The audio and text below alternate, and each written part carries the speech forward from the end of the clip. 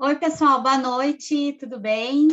Sou a Gabriela, trabalho aqui na Join, no RH, e estamos iniciando o nosso evento, então, nosso webinar. A gente tem o costume, então, de realizar esses eventos, que são eventos que a gente propõe algumas discussões mais técnicas, né? E estamos convidando, então, o Kilderson hoje como nosso convidado, para trazer para discussão aí, para a pauta, a arquitetura, né, limpa, e a gente discutiu um pouco de como aplicar no dia a dia, e aí, como o Kilderson fala aí no linguajar, né, de Fortaleza, sem arrodeios. E vamos iniciar, então, esse evento. Só para quem não conhece ainda, então, a Joy é uma empresa de desenvolvimento de software, né? A gente emprega, então, desenvolvimento de software tentando integrar design, inovação e tecnologia. Para quem não nos conhece, então, nos sigam lá no LinkedIn, no nosso Instagram, para ficar por dentro tanto das nossas vagas, do que a gente anda fazendo por aqui e de eventos que a gente está propondo, como esse de hoje. Eu passo a palavra para o Kilderson, te deixo à vontade também para compartilhar a tua tela, então. Vou pedir só para que o pessoal mute os seus microfones, né, para que não atrapalhe aí o andar aqui da conversa, mas aí fiquem à vontade, não sei, Hilderson, se a gente deixa aberto para perguntas no final ou aqui no meio da discussão mesmo.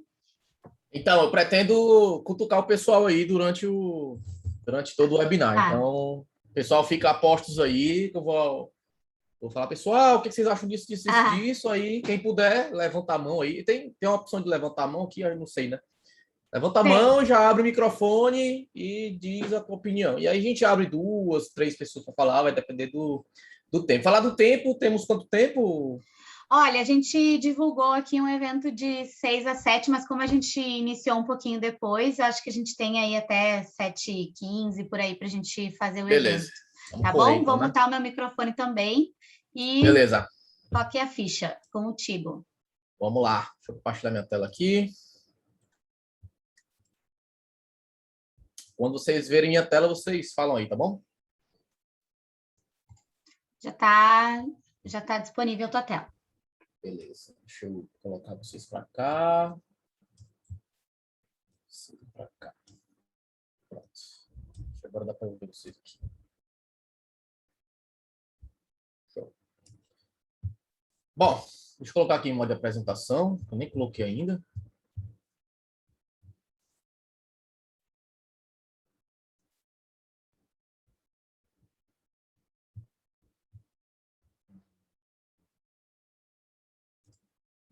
Esse cara para cá.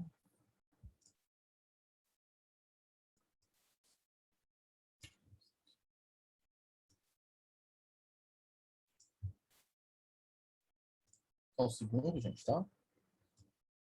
Beleza.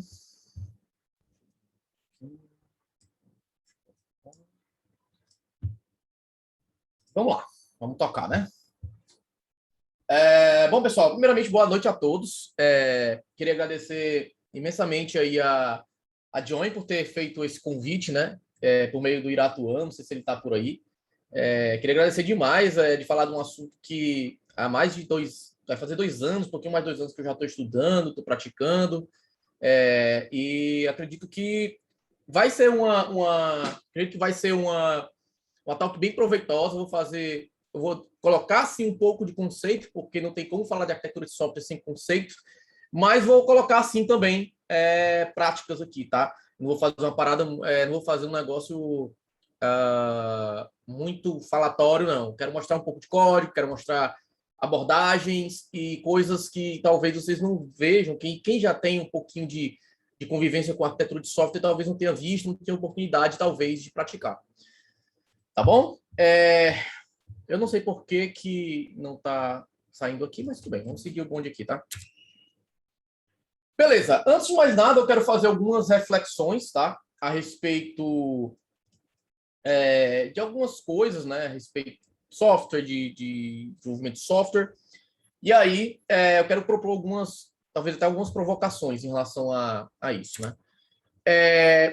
Vocês já se depararam com situações que, por exemplo, partes das regras de negócio tá talvez num avião, num controller, que impede que você tenha uma facilidade, sei lá, de testes ou até de reaproveitamento de código, algo do tipo? Quem aqui já participou de um projeto desse jeito, desse formato aí?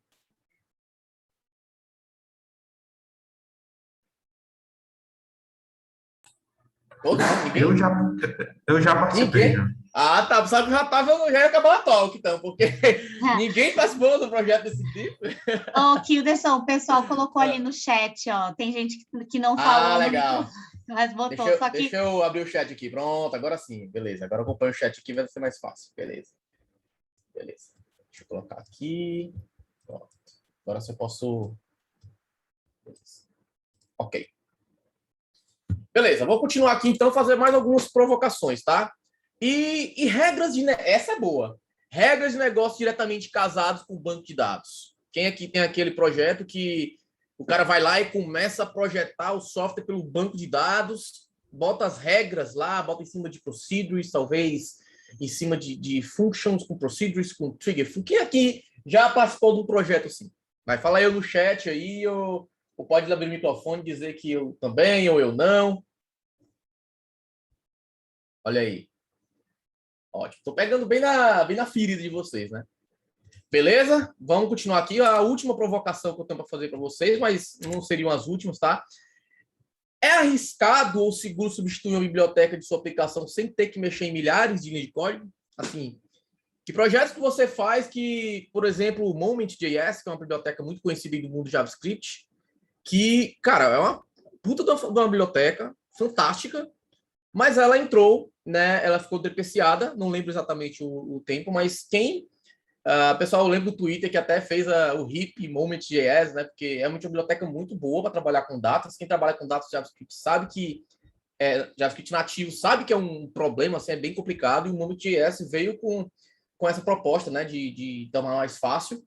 E daí a gente passa por essas situações de estar acoplado com o Moment.js. Quer dizer, eu não vou poder atualizar, porque o Moment.js não vai atualizar mais, ele ficou depreciado, e eu também não vou poder trocar facilmente, porque ele vai estar em 1000 passos do código, né? O custo disso é muito alto, tá?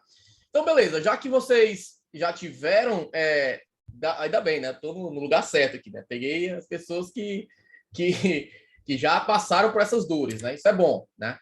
E para onde isso nos leva? Dificuldade de evolução de produto, tá? Não estou falando nem de software, estou falando do produto. Isso vai dificultar muito a evolução do teu produto e, enfim, se você for ver no frigir dos ovos, também do negócio, tá? E se você já passou por isso, tá na hora de virar o jogo, e eu acredito que é por isso que vocês estão aqui nessa talk, para entender um pouco mais os nuances do que a arquitetura de software, mais especificamente da CleanArch, que é um dos modelos que tem de arquitetura de software, pode nos dar, tá? A arquitetura de software, segundo o Robert C. Martin, que é o autor do livro, desse livro aqui, inclusive está aqui na minha bancada, ó, certo? Autor desse livro aqui, inclusive muito do que tem aqui está inspirado no livro dele, tá? Muito do que eu estudei está inspirado no livro dele, diz que minimizar os recursos humanos necessários para construir e manter determinado sistema. Então, para ele, a arquitetura de software, né, tem esse trecho lá que fala que exatamente isso daí. Isso é o famoso tio Bob, né? Uncle Bob. Certo? Opa, passei demais. E aí o Martin Fowler, né, autor inclusive desse livro que eu comprei recentemente, esse Refactoring, eu falei também, fala que são decisões que ao mesmo tempo são importantes e difíceis de mudar. A arquitetura de software, você trabalhar com uma posição de arquiteto de software, te dá exatamente essas responsabilidades, né, de tomadas de decisões, e decisões que são difíceis de mudar, importantes e que são difíceis de mudar. Por exemplo, você vai começar um projeto, iniciar um projeto, e você adotar uma ferramenta ou adotar um framework, não sei, é difícil você tomar essa decisão, não é fácil. Porque se você... E, no mesmo tempo, é importante, são decisões, daqui para frente esse projeto vai seguir essa linha de raciocínio desse framework ou não, ou fazer um próprio framework, não sei, né? Então, tudo isso são decisões importantes e são difíceis de mudar se der alguma merda, né? Se der alguma merda na frente, o teu projeto não se adequar, o teu modelo não se adequar a esse framework, vai te tornar... Vai dar uma merda, um débito muito grande, tá? Então, é legal essa é a opinião do Matt Fowler, isso que eu coloquei aqui na apresentação, beleza? E aqui tem o Ralph Johnson, né, do Gang of Four, né, do livro lá dos Design Patterns, é sobre coisas importantes, seja lá as qual forem, né? Então, a arquitetura de software está bem definida aqui por esses caras, né? Sem ter uma definição muito acadêmica, né? Uma definição bem mais mundo real, digamos assim.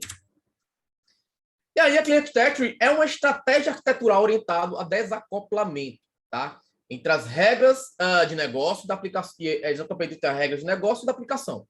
Né? No frigir dos ovos, a Clean Architecture ela vai querer proteger, vai querer isolar o core domain, né, o domínio das regras de negócio de qualquer detalhe externo. Que são detalhes externos? Banco de dados, web, CLI, frameworks, bibliotecas e tudo isso que dentro dessa arquitetura, desse modelo de arquitetura, são detalhes. Tá? Vamos passar adiante. Peraí. Beleza.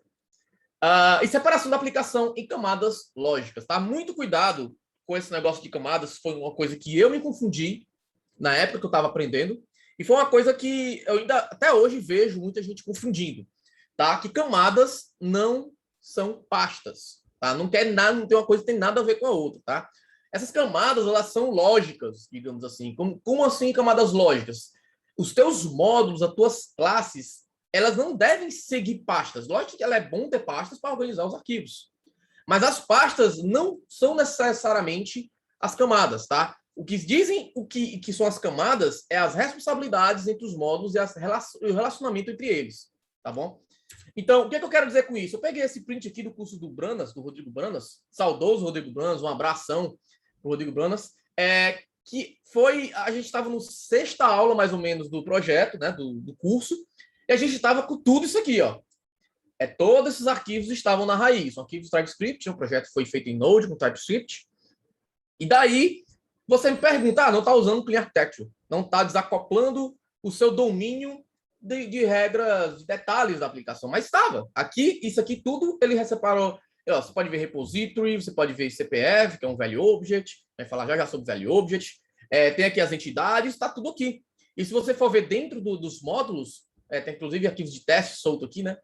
Os arquivos de módulos, os módulos estão todos com suas devidas responsabilidades e cada um dentro da sua fronteira, né? Não ultrapassando a fronteira entre uma camada e outra, tá bom? A gente vai falar um pouquinho sobre camada mais à frente, tá certo? E aí o tal das camadas, né? Seguindo aqui, o centro da sua aplicação não é o banco de dados, que eu falei lá, né? Não é ele nem um ou mais frameworks que você pode estar utilizando. O centro da sua aplicação são os use cases. Também vamos falar um pouquinho mais na frente, tá? Então, os use cases é que vai ser o centro da aplicação. Tá? Lá onde vai estar concentrado o fluxo das regras de negócio juntamente com as entidades, tá? Fazendo as danças das entidades, que também vai falar um pouquinho mais para frente, tá? E aí o Rodrigo Branas, né, saudoso Rodrigo Branas, tem várias frases dele aqui várias citações dele aqui que eu peguei do curso, né? Lógico, com a devida permissão dele, né? Ele fala que as camadas, elas devem definir como as coisas são organizadas, olha só, como elas são organizadas, como elas se relacionam e as responsabilidades delas, tá? Esse trecho eu achei assim uma definição massa entre as camadas, uma definição bem curta e que ao mesmo tempo fala exatamente o que quer dizer as camadas lógicas, tá? Então se por aí você vê que camadas é alguma coisa relacionada à pasta, você já corta isso, tá? Porque não tem nada a ver uma coisa com a outra. As pastas é apenas para organizar e tornar mais legível a organização dos seus arquivos, tá? Mas não tem nada a ver com as camadas, tá bom? Beleza, então deixa eu me apresentar um pouquinho, tá? Já entrando aí, deixar um pouco aguçado. Eu sou o Kilderson Senna, eu sou desenvolvedor de software na Cruhu, tá? E sou graduado na desenvolvimento de sistema, gosto muito de café, escuto rock and roll todo dia para programar. Sou programador há mais de 14 anos e sou esposo da Daiane e pai do Cauã Lucas, certo? As imagens, esses dois estão aí no fundo da imagem. E quem quiser me acompanhar nas minhas redes sociais, tá? Eu estou hoje mais ativo no Twitter, falando lá as abobrinhas, minhas besteiras do meu dia, as ideias que eu tenho, né? As coisas que eu vejo aí no mundo. Meu GitHub, meu Facebook e meu Instagram, tá bom? Eu também sou produtor de conteúdo, tá? Eu tenho um canal no YouTube chamado eAcademy, que eu falo um pouquinho desse framework PHP, mas também tem outros vídeos falando de outras coisas, de mercado, falo também um pouquinho de PHP, de boas práticas de programação, enfim. Quem puder dar uma moralzinha lá, deixa teu joinha, tá? Deixa teu joinha nos vídeos, se inscreve, ativa o sininho, todas aquelas coisas lá que o pessoal pede no YouTube. Beleza? Vou passar aqui adiante, sou um dos membros e representantes da comunidade PHP com Rapadura, a comunidade oficial de PHP aqui no Ceará. Inclusive, estou com a camiseta deles aqui, ó, uma das camisetas mais recentes, antes da gente estar parada aí de toda essa pandemia, de todo esse lockdown que teve no mundo, tá? Vou passar adiante. E aqui eu tenho 2 e-books, né? São gratuitos que eu fiz durante toda essa minha jornada como desenvolvedor. Fique à vontade aí para pegar, tem um QR Code, tem um link. E fique aí qualquer dúvida sobre o e-book, dúvida se você leu e queira tirar, basta estar comigo no Telegram aí que a gente troca ideia, tá bom?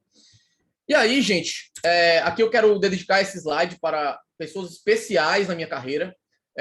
Sozinho a gente não vai a lugar nenhum. E esses caras, com certeza, foi os caras que hoje me ajudaram bastante a atingir um nível de maturidade, de senioridade em relação à arquitetura de software. O Will Correia, o Grossi, o Beijão, o Grossi está morando na Irlanda agora, Grossi, o horário dele não vai permitir ficar aqui online, né, ao vivo.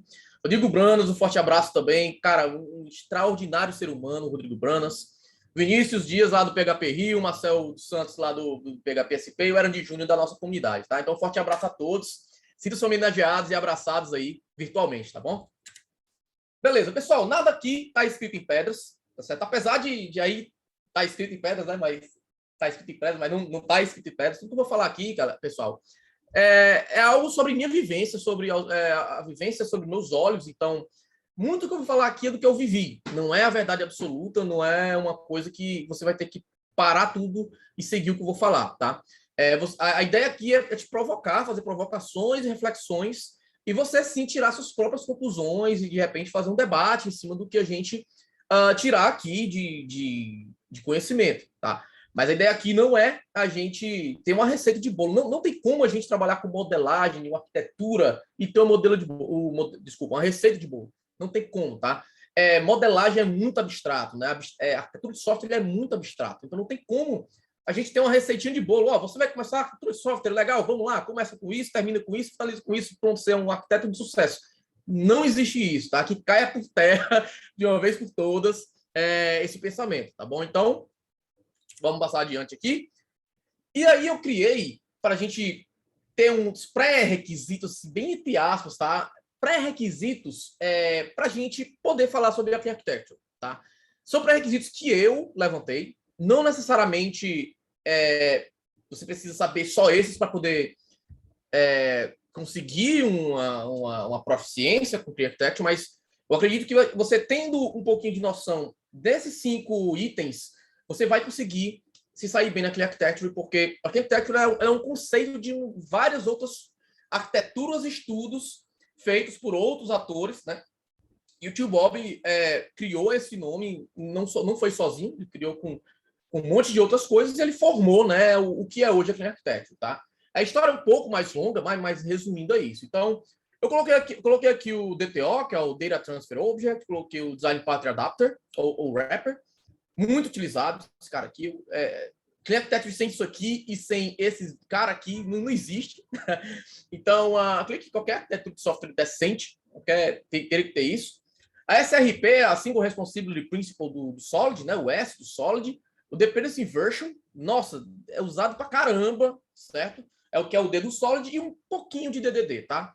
Eu vou explicar algum desses conceitos, desses pré-requisitos aqui, para que a gente tenha pelo menos aí um embasamento teórico, pelo menos, desses conceitos para a gente seguir o Arquitetura Architecture, beleza? Pessoal, até aqui, tudo ok? Até aqui tá beleza? Alguém tem alguma coisa para falar?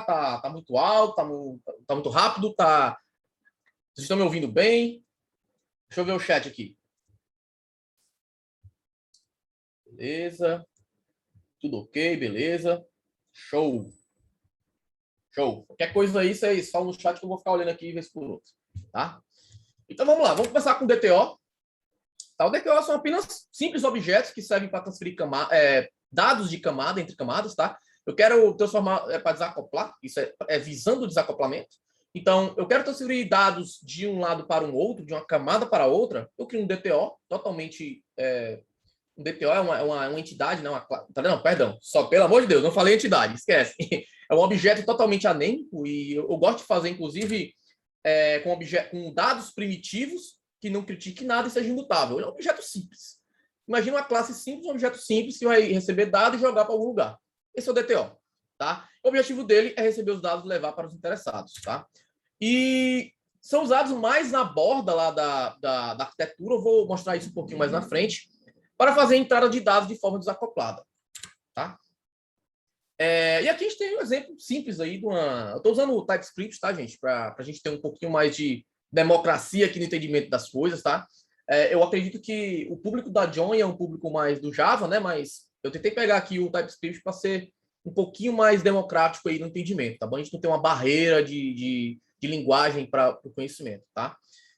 Eu também, só uma coisa que eu esqueci de falar, eu vou passar um pouco rápido nesses pré-requisitos, tá? Porque eu quero mostrar no final da talk o código que eu fiz, né? Uma sugestão de projeto que eu fiz, tá? Inclusive está muito bacana, né? Fiquem até o final, que tá bem bacana esse caso que eu fiz, esse caso de uso que eu fiz, bem interessante. E esse aqui é um exemplo do DTO. Vocês podem perceber que é uma classe que tem dois atributos, order, client ID, e eu tenho só o getters, tá? Então, DTO é isso, é uma classe simples. Tem gente, né? Eu já vi, eu vou fazer muitas comparações também de coisas que eu já vi. Isso é importante para a gente levantar opiniões, discussões e reflexões, tá? Já vi gente colocando DTO, colocando, por exemplo, aqui outros objetos mais complexos. E eu, honestamente, eu não gosto disso. Eu prefiro que os dados sejam mais primitivos possíveis, porque o meu DTO, esse DTO que eu vou usar lá na frente, que eu vou falar, ele tem que ser o mais simples possível para que o meu use case possa utilizar esses dados da forma mais fácil possível, independente do meio que ele venha. Se ele venha da web, se ele vem de um CLI, se ele vem de um cron job, de uma fila, não importa. Se ele mandar o DTO bonitinho, um objeto bonitinho, simples, o meu use case consegue se virar e executar a regra de negócio, tá? Vamos lá, vamos para o Adapter, né? O Adapter, ele é um padrão de projeto bem conhecido, tá? Muitos frameworks adotam esse padrão de projeto. Vou explicar rapidamente aqui. Acredito que quem esteja aqui já conheça esse padrão de projeto, que é muito conhecido, né? Até fiz uma analogia ao adaptadores, né? Os adaptadores de tomada, tá? E é um padrão de projeto estrutural que permite objetos com interfaces incompatíveis colaborarem entre si. O que quer dizer interfaces colaborativas ou interfaces incompatíveis? Eu vou até utilizar aqui o exemplo da tomada, tá? A tomada na parede, ela tem aqui 3 pinos, ó, né? Nesse caso dessa tomada do meio, né? E a tomada que você está querendo colocar, ela é uma tomada com esses 3 pinos, mas de um outro padrão, né? Ou seja, você tem essa interface aqui e você tem a interface na parede, que é um outro formato. Então, o adapter, que é esse carinha aqui, ele é a classe, né? O cara que vai fazer a colaboração entre esses dois meios, tá? Então, o padrão adapter conceitualmente é isso, tá? E aí, só evite de fazer algo desse tipo, tá? Você queira adapter do adapter, já vi isso, tá? É triste, mas evitem fazer esse tipo de... Os padrões de projeto, eles têm um propósito, eles resolvem problemas específicos, então, se você tá usando adapter do adapter, você não está utilizando o padrão de projeto para o meio correto, né? Então, muito cuidado com isso, tá? Vou seguir adiante. E aqui eu vou dar um exemplo bem interessante, bem rápido, vocês entendam essa parte do adapter. Eu quero perder um pouquinho de tempo aqui nessa parte do adapter, porque é muito utilizado, tá? Para fazer desacoplamento, é muito utilizado e é importante você ter em mente isso aqui, esse adapter, quando você for trabalhar com qualquer arquitetura decente de camadas, tá? Então, preste bastante atenção nessa parte, que é um ponto crucial para a gente continuar daqui para frente, tá? Eu tenho aqui, por exemplo, uma classe que ela chama SalePayment, tá? E ela faz um acesso direto à API do PagSeguro, né? Ela faz conexão HTTP, vai lá no PagSeguro e retorna as informações, tá? Eu vejo muito isso aqui, tá? Isso aqui não é nada obscuro, não. Eu tenho esse código aqui, tá? Tenho esse código aqui e eu quero destacar essas linhas aí, ó. Primeiro que o nosso Sales Payment, ele seria uma business class. É uma classe que vai executar regra de negócio. Então já está errado de eu entender de HTTP aqui. Segundo ponto, eu estou sujando a minha classe de negócio com propriedades, com informações, né? Essas propriedades aqui são propriedades lá da API mesmo, do PagSeguro que eu peguei, coloquei aqui. Então, eu estou sujando, só estou sabendo trabalhar aqui com HTTP, que é uma coisa que meu use case não deve saber, como também estou pegando informações detalhadas da API do PagSeguro. Tá? Então, temos algumas violações aqui graves de arquitetura. Tá? E aí, a gente pode melhorar isso. Né? Então, vamos colocar aqui uma classe no meio.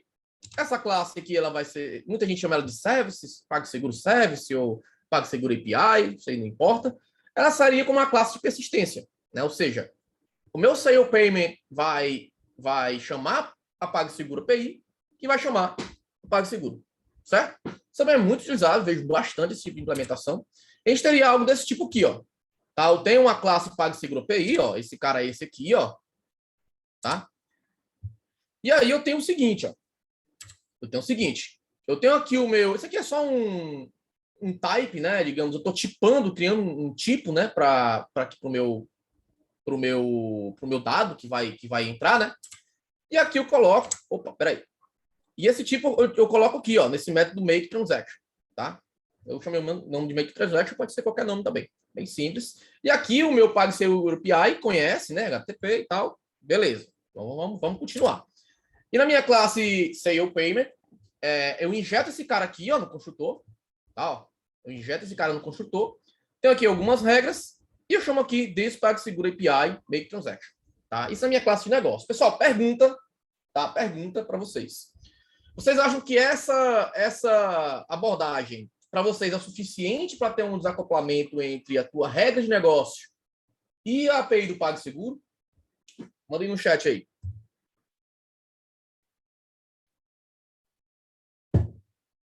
Ó, o Eder Soares falou que não. Matheus Lima disse que não. Edilson disse que também não.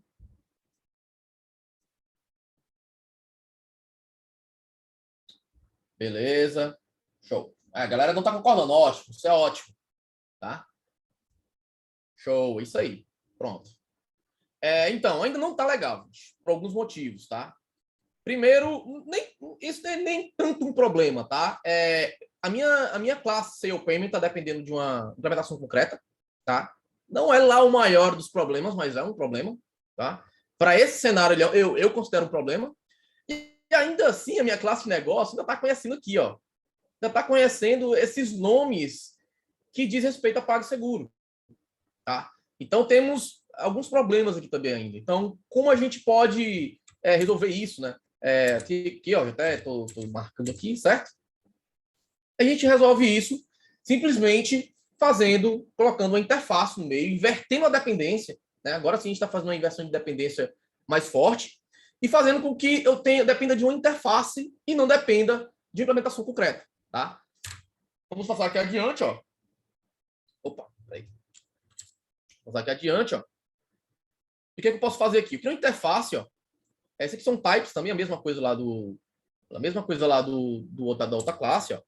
E aqui, percebam que eu estou colocando um formato que a minha aplicação, o meu negócio entende como transação.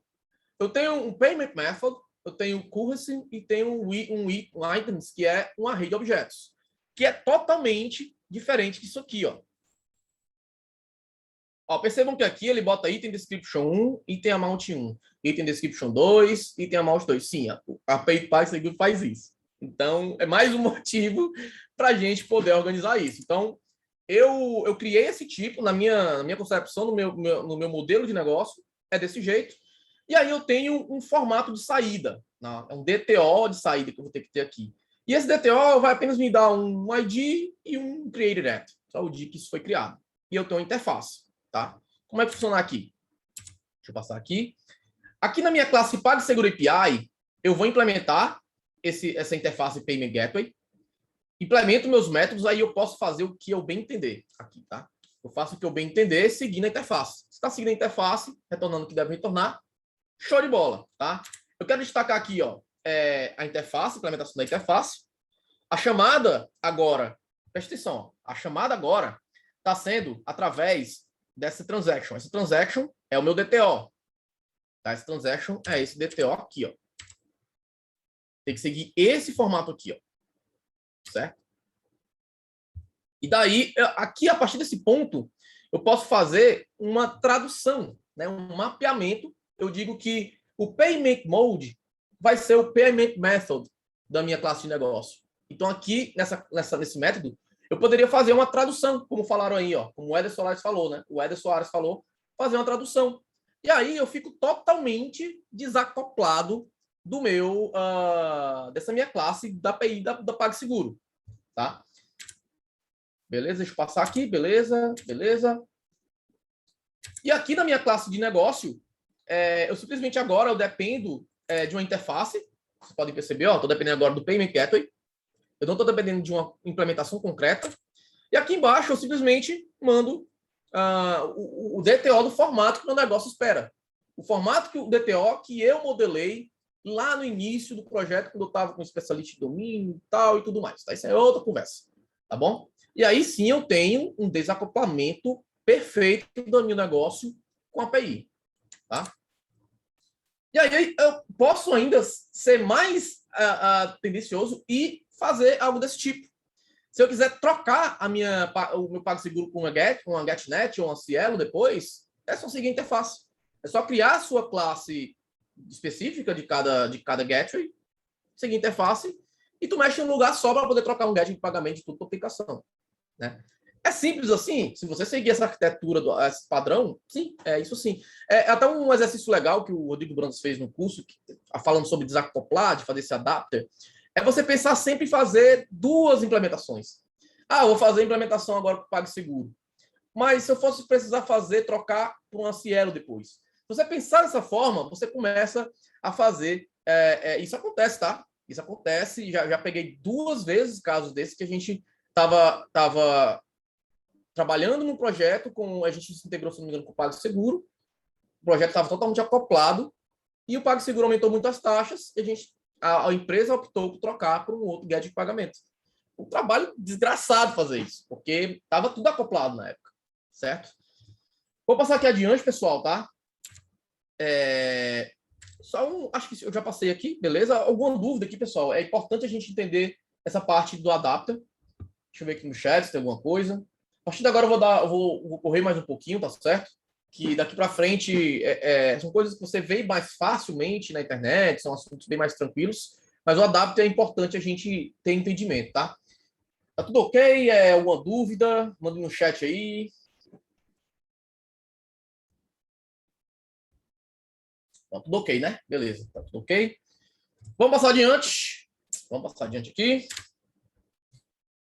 Beleza? Nós temos agora o SRP, né? O próximo agora é o SRP. Bom, de todos os princípios, ele é o menos compreendido. Palavras do Robert Martin, né? O tio Bob. Em geral, os programadores imaginam que todos os módulos devem fazer apenas uma coisa, tá? Ou seja, classes devem fazer uma coisa só, né? Ele é um pouco mal compreendido em relação a isso, tá? E historicamente, né, o SRP tem sido descrito como um módulo deve ter apenas uma razão para mudar, tá? Então, o SRP é sobre motivos no qual ele deve mudar. Se a tua classe tem 2 motivos para mudar, sei lá, a minha classe ela está enviando e-mail e está gerando log, por exemplo. A tua classe está ferindo SRP, porque ela está tendo 2 motivos para mudar. Se eu precisar mexer em alguma coisa de log, eu preciso ir lá nessa classe. Se eu precisar mexer em alguma coisa de e-mail, eu vou ter que ir nessa classe. Então, ela tem 2 razões para mudar. Tá? Então, se você pensar dessa forma, você vai conseguir entender melhor o SRP. Certo? E a ideia é a gente não ter tudo dentro de uma classe gigante de 30 mil linhas, 20 mil linhas. Já vi isso também, tá? Classe de 20, 30 mil linhas. Criando a famosa classe deuses, né? Classes Megazord, Fat Classes, etc. Tá? E, assim, como definir responsabilidade, né? É uma parada muito abstrata, né? E muito pessoal, né? Definir responsabilidade, né? Como tudo na engenharia de software depende, tá? É algo muito subjetivo e precisa ter um contexto para entender o momento do que você está fazendo e aí definir responsabilidades em cima disso. Tá? Não tem, infelizmente, eu não tenho uma receita de bolo aqui para te dar e dizer responsabilidade é isso, isso e isso. É difícil, tá? É difícil. Tá certo? Mas existem alguns indicadores, tá? Indicadores, não é regra, como o tamanho de classes, tamanho de métodos, que já vão te dar um guia, já vão te dar um norte para dizer que essa classe não está com muita coesão, certo? E o Object Calisthenics, para quem não conhece, são exercícios, ótimos exercícios que você faz para até se tornar, não se tornar desenvolvedor melhor, né? Acho que isso é muito, não sei. Mas talvez você praticar, fazer pequenos exercícios para fazer códigos melhores, tá? Depois vocês dêem uma olhada em Object Calisthenics, caso vocês não conheçam. É importante e é legal entender esses conceitos dele que vão te ajudar a entender um pouco mais sobre esses princípios do Solid, tá? E aí nós temos o DIP, né, o Dependence Inversion Principle, que o Tio Bob fala no livro dele, né, que os sistemas mais flexíveis são aqueles em que as dependências de código-fonte se referem apenas a abstrações e não a itens concretos. Foi o que a gente viu agora no exemplo passado do adapter, né, que a gente estava dependendo de uma implementação concreta e a gente trocou por uma interface, né, uma abstração. Tá? Mas um ponto de atenção, tá? Não levem isso como uma verdade absoluta, como uma bala de prata para resolver tudo, tá? Porque o próprio Tio Bob ele fala logo depois, né, desse trecho, ele fala que é impraticável tratar essa ideia como uma regra, né? Pois o sistema de software depende de muitas facilidades concretas. Por exemplo, quem é do Java aí e sabe que tem a classe string, né? Para você fazer uma abstração da classe string para desacoplar teu módulo, é impraticável isso, tá? Mesma coisa o DOM document e o array object do PHP. O próprio date do JavaScript também é impraticável você fazer abstrações disso. Então, essas coisas vocês podem depender. Se vocês estão dependendo de coisas que sejam mais estáveis, é ok. Ou seja, o que eu quero dizer com estáveis? A classe string do Java, eu acredito que muito provavelmente não vão mexer mais nela, porque ela já está estável, tá? A mesma coisa para as classes DOM document e array object do PHP, que são classes que não vão ser mexidas tão facilmente. E talvez, se forem, né, eles criem outra versão, um array object, sei lá, master, best, sei lá, etc. Então, entendam que dependam de coisas estáveis, tá? Acho que a regra seria essa, né? Dependam de coisas estáveis, tá? O exemplo, por exemplo, lá do API, que a gente acabou de fazer, aquela classe não é nem um pouco estável, né? Por isso que é bom a gente ter uma interface, né? Que, a propósito, eu acabei nem falando que na parte de adapter a gente viu um pouco do DIP, a gente viu sobre ACL, que é a Anti-Corruption Layer do DDD, que a gente vai ver já. E também nós vimos um pouquinho do Open Closed Principle. E também vimos, olha aí, vimos também o plano de projeto Strategy. Nós vimos 4 coisas lá, né? Então, só no Adapter a gente já viu 4 coisas a mais que vai complementar, vai dar um pouquinho mais de ferramentas para a gente trabalhar aqui na Clean Architecture. Tá bom? E aí, aqui eu fiz o exemplo, né? Que a gente acabou de falar, que eu acabei de falar, daquele exemplo do API, né? A gente tinha aqui uma classe que dependia de uma implementação concreta e a gente simplesmente agora depende de uma interface, tornando o desacoplamento, né, entre esses dois módulos aí, certo? E agora vamos para o DDD, né? O último pré-requisito, que é o DDD, que quem nunca passou por essa situação, né? Do cliente pedir uma coisa, o analista de QA entendeu uma coisa, o programador entendeu outra, o cara de negócio entendeu outra, e no fim das contas ninguém sabe o que aconteceu, né? Quem nunca passou por isso também, isso aí faz parte do dia a dia, acho que faz parte da carreira de qualquer um que está aqui nessa talk, porque é difícil, comunicação é um desafio, né? Não só no meio físico, né, presencial, mas também até no remoto, né? É um desafio, sim, comunicação, e não é algo fácil de resolver, porque envolve pessoas, envolve personalidades, envolve uma série de coisas que dificultam, né, a gente ter um entendimento. Mas existem formas da gente, pelo menos, minimizar isso, tá? E não tornar isso, sei lá, isso como um escudo para não tentar melhorar, tá bom? E obviamente o negócio aqui a garganta tá pedindo.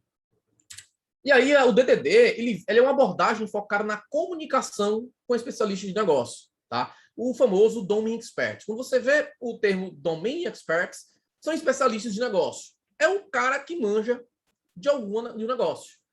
é o dono da padaria, é o cara que sabe como, não sei, talvez um CEO que entende sobre algum produto, algum aplicativo que faz parte do leque de produtos dele. Enfim, é um cara que domina o negócio. É um cara que se perguntar se essa validação tem que ser assim, ele dizer sim, é desse jeito, sem pestanejar. Então, esse é o especialista do negócio. Tá? E esse cara tem papel fundamental na comunicação e no DDD. Tá? É por isso que a gente tem o DDD tem um nome específico para esse papel. Tá bom? E aí o Branas, mais uma vez, né, com as suas citações, falou uma coisa interessante do DDD, né? Que é uma coisa é você entender a essência do negócio. É você entender, você receber fazer várias calls com o seu chefe, fazer várias calls com clientes, com fornecedores, você entender a essência do negócio. E outra coisa é você codar essa mesma essência de forma adequada. Né? Então, são duas coisas diferentes. E o DDD, ele vem exatamente com esse propósito de unir essa comunicação, né? Unir essa comunicação e fazer com que a gente tenha a famosa comunicação em linguagem ubíqua, né? A linguagem onipresente, né? Vou falar um pouquinho sobre ela aqui, mas não vou me aprofundar tanto, tá, gente? E aí o Brans também falou que o domain model, que também vamos utilizar aqui, é um entendimento a respeito do domínio, né? Domínio, pessoal, entenda que domínio é um problema a ser resolvido. Tá? É algo a ser resolvido, um problema, uma necessidade a ser resolvida. Há um passado não tão muito distante, onde muitas pessoas associavam modelagem de domínio com criação de um diagrama de entidade de relacionamento. Então, já falei no começo, né, que banco de dados é um detalhe, tá? Então, tirem um pouquinho, é difícil, eu sei, tirar a ideia de que banco de dados é um detalhe. Quando eu li o livro, essa parte específica me doeu. A primeira vez que eu li esse livro me doeu, há um ano atrás, um ano e pouquinho atrás. Porque nós fomos, né, quem é da geração aí, da minha geração, tem aí 30 e poucos anos, foi educado a pensar assim, né? E a gente fazer essa mudança é difícil. Né? Inclusive, quando eu fiz o meu primeiro projeto prático, assim, agora eu vou botar o Clean Arc agora aqui em Core. Foi difícil pra caramba, né? E graças à galera que eu agradeci no começo, eu consegui entender esses conceitos e hoje eu penso o banco de dados como um detalhe. Qualquer mecanismo de persistência como um detalhe, tá? E vamos passar adiante. E aqui a gente tem a questão da linguagem ubíqua, né? Só resumindo, então não vou me aprofundar muito disso, mas a ideia da linguagem ubíqua é a gente ter o domínio, o expert domain, né, que é o especialista de domínio do lado, você ter a expertise técnica do outro, que é você engenheiro de software, você desenvolvedor, você arquiteto, você CTO, e você, nesses dois cenários, nesses dois contextos, vocês terem uma linguagem universal. Ou seja, se eu estou num contexto, por exemplo, de, sei lá, construtora, se o cara falar de pé direito, você entendeu o que é o pé direito. Você está entendendo? Se eu estou num contexto de hospital e eu falar de leito, você saber o que é um leito. Tá entendendo? Então, assim, a ideia da linguagem ubíqua é ter essa unificação desses dois polos, né? Técnico e domínio, né? E negócio, tá? Eu não vou me aprofundar muito nisso, tá? É um assunto que dá para a gente conversar bastante. E aí a gente tem algumas coisas dentro do DDD que a gente utiliza bastante, tá? Na Clean Architecture. Pelo menos eu utilizo bastante e eu quero passar aqui, primeiro, as entities, né? Que são as entidades, tá? São artefatos que possuem identidade e estado, tá? Podem ser construídas por outras entidades, tá? Vamos falar um pouquinho sobre isso aqui, que são os aggregates. Ou value objects, são objetos de valor, que também já vamos falar sobre ele. E o estado desses artefatos, as entidades, podem e vão mudar de acordo com o ciclo de vida. Tá certo? E aqui alguns exemplos de entidade, né? Um pagamento pode ser aberto e depois pode ficar pago. Eu estou mudando o estado dele. Um cliente pode estar adimplente, depois inadimplente. Eu estou mudando o estado dele. E uma venda pode estar pendente ou cancelada. Então, entenda que entidade, você tem que pensar ao redor de identidade e estado. Tá bom? Ok? Vamos para frente. E aqui eu tenho um exemplo da entidade payment, né? Que eu acabei de até falar. Eu tenho aqui, por exemplo, o meu construtor. Eu já tenho aqui a validação dele, ó, né? Se o meu amount for menor ou igual a zero, eu lanço aqui uma exceção. E aqui eu já alimento, né? Eu já abasteço aqui os meus atributos, tá? É que eu tenho um método pay, né? Que faz a mudança do status para pay, tá? Um detalhe importante na sua entidade é que muita gente procura fazer entidades anêmicas, tá? Eu não sou contra, tá? Eu não faço entidades anêmicas. Eu acredito que as entidades ricas, né, modelos ricos, têm mais significado dentro da arquitetura, tá? Eu vou falar um pouquinho mais na parte prática sobre as entidades e que o modelo anêmico pode ser que não venha ser tão útil quando você está se tratando de desacoplamento de regra de negócio, a nível de negócio, tá? Vou passar aqui. Agora um alerta de polêmica, tá? Muita gente também vai se doer com o que eu vou falar aqui, eu acredito. Porque também doeu em mim quando eu acabei entrando nesses pontos, né? Foi uma coisa abordada muito no curso que eu fiz do Rodrigo Branas, que entidades não tem absolutamente nada a ver com o mapeamento de um RM, tá? Esqueçam que essa entidade aqui é aquela entidade lá que você bota no Doctrine do PHP, do Type ORM lá do JavaScript, do Hibernate lá com as annotations. Entidade não tem annotation, tá? O Aleph deve estar por aí no chat que vai adorar isso aí, né? Ele costuma colocar na arquitetura dele annotations nas entidades do negócio, então paciência, é a arquitetura dele, ele sabe o custo que ele vai ter com isso. Ele tá assim, isso é que importa para mim, né? A meu ver, se ele entende o custo, o que ele vai estar perdendo e ganhando com isso, se ele botar na balança e ver que vale a pena, não tem problema, tá tudo bem, entendeu? Então, show. Vou passar aqui adiante, tá? Mas assim, de antemão, tá? Se você quer seguir as regras do DDD e também da Architecture, entidade não tem nada a ver com isso, tá? Não tem nada a ver com RM, tá bom? Então, é engraçado, né, que esse termo, ele foi, bem entre aspas, patenteado pelos ORMs, né? Tipo, quando você fala de entidade, geralmente você vai botar a cabeça numa entidade de uma classe que vai representar uma estrutura de tabela no teu banco de dados relacional, ou talvez até de um objeto orientado a documento, né? Então, entenda que não é. Essas entidades que as ORMs colocam são só um mapper, um espelho, né? Que eu coloquei um espelho de uma classe que vai representar uma tabela no teu banco de dados, tá? Isso não tem nada a ver com nossas entidades. Por coincidência, pode ser que aconteça delas ter os mesmos atributos, com os mesmos nomes, com os mesmos tipos. Mas isso não é uma obrigatoriedade, tá? Não é obrigatório. Eu tenho vários casos aqui no qual eu tenho, sei lá, uma tabela com, sei lá, 20 campos, 10, 15 campos, e a minha entidade só usa, sei lá, 7, 6. Porque no meu negócio, eu não preciso daquilo tudo. Para os contextos que eu estou utilizando, eu só preciso daqueles 6 e 7. Não preciso colocar os 20 campos se dizer que o meu negócio não vai valer nada. Entenda que o negócio é o principal da tua aplicação. Ela tem que ser o principal, é ela que tem que mandar em tudo, tá? Tudo que tiver ao redor do teu negócio vão ter que se adaptar às regras e tudo que rege a regra de negócio do produto. Tá certo? Espero não ter doído ninguém isso daí, tá bom? E vou pular aqui já para o Value Object, tá? Value Object.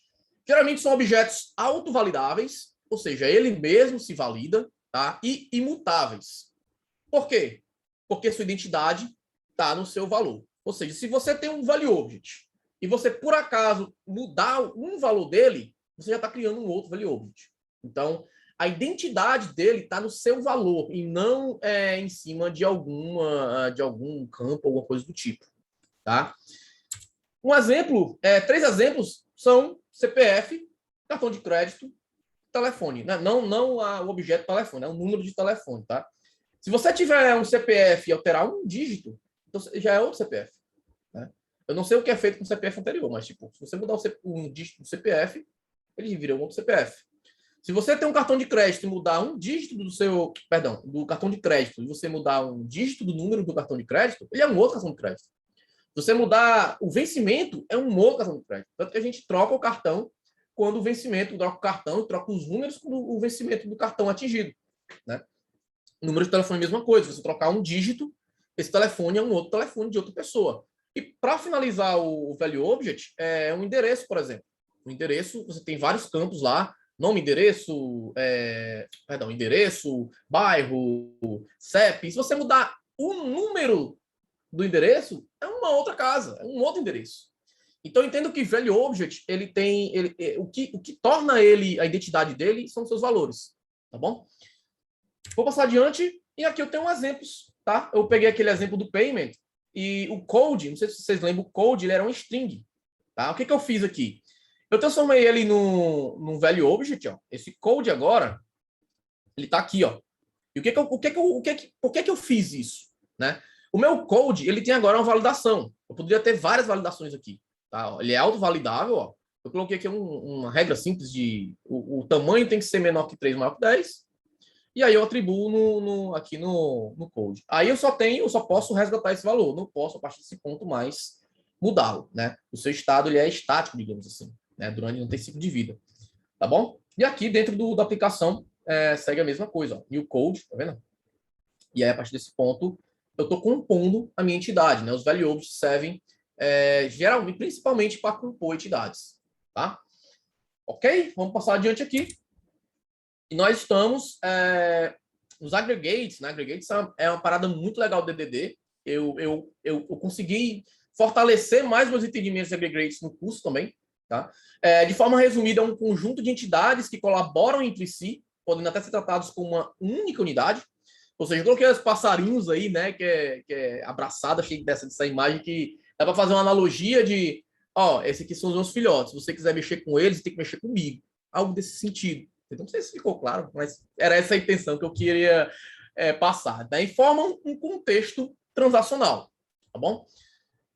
Vou passar aqui adiante. E nós temos aqui, por exemplo, se nós temos um pedido, tá? Muito provavelmente você vai ter um item do pedido, você vai ter um desconto, você vai ter um frete, você vai ter outras coisas que vão, entre aspas, compor o pedido, tá?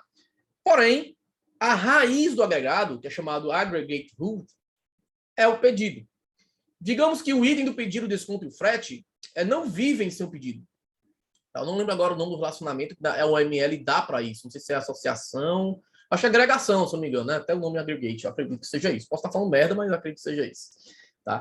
E aí, a gente tem algo nesse sentido aqui. Ó. Se você for ver agora essa imagem, né? O gráfico como está, a tendência natural é que quando essas entidades for abastecidas lá no repository, né? Ou em qualquer outro lugar, nos case, talvez, que ele seja tratado, que ele retorne um aggregate, né? E não, digamos assim, algo de forma individual, entendeu? Então, agregados é lidar com o líder da tribo, né? O líder da tribo, que no caso é o pedido, e você, a partir do pedido, consegue criar o seu agregado de objetos, de entidades, para tornar uma... É por isso que eu falei lá atrás que ele se torna meio que uma unidade só, né?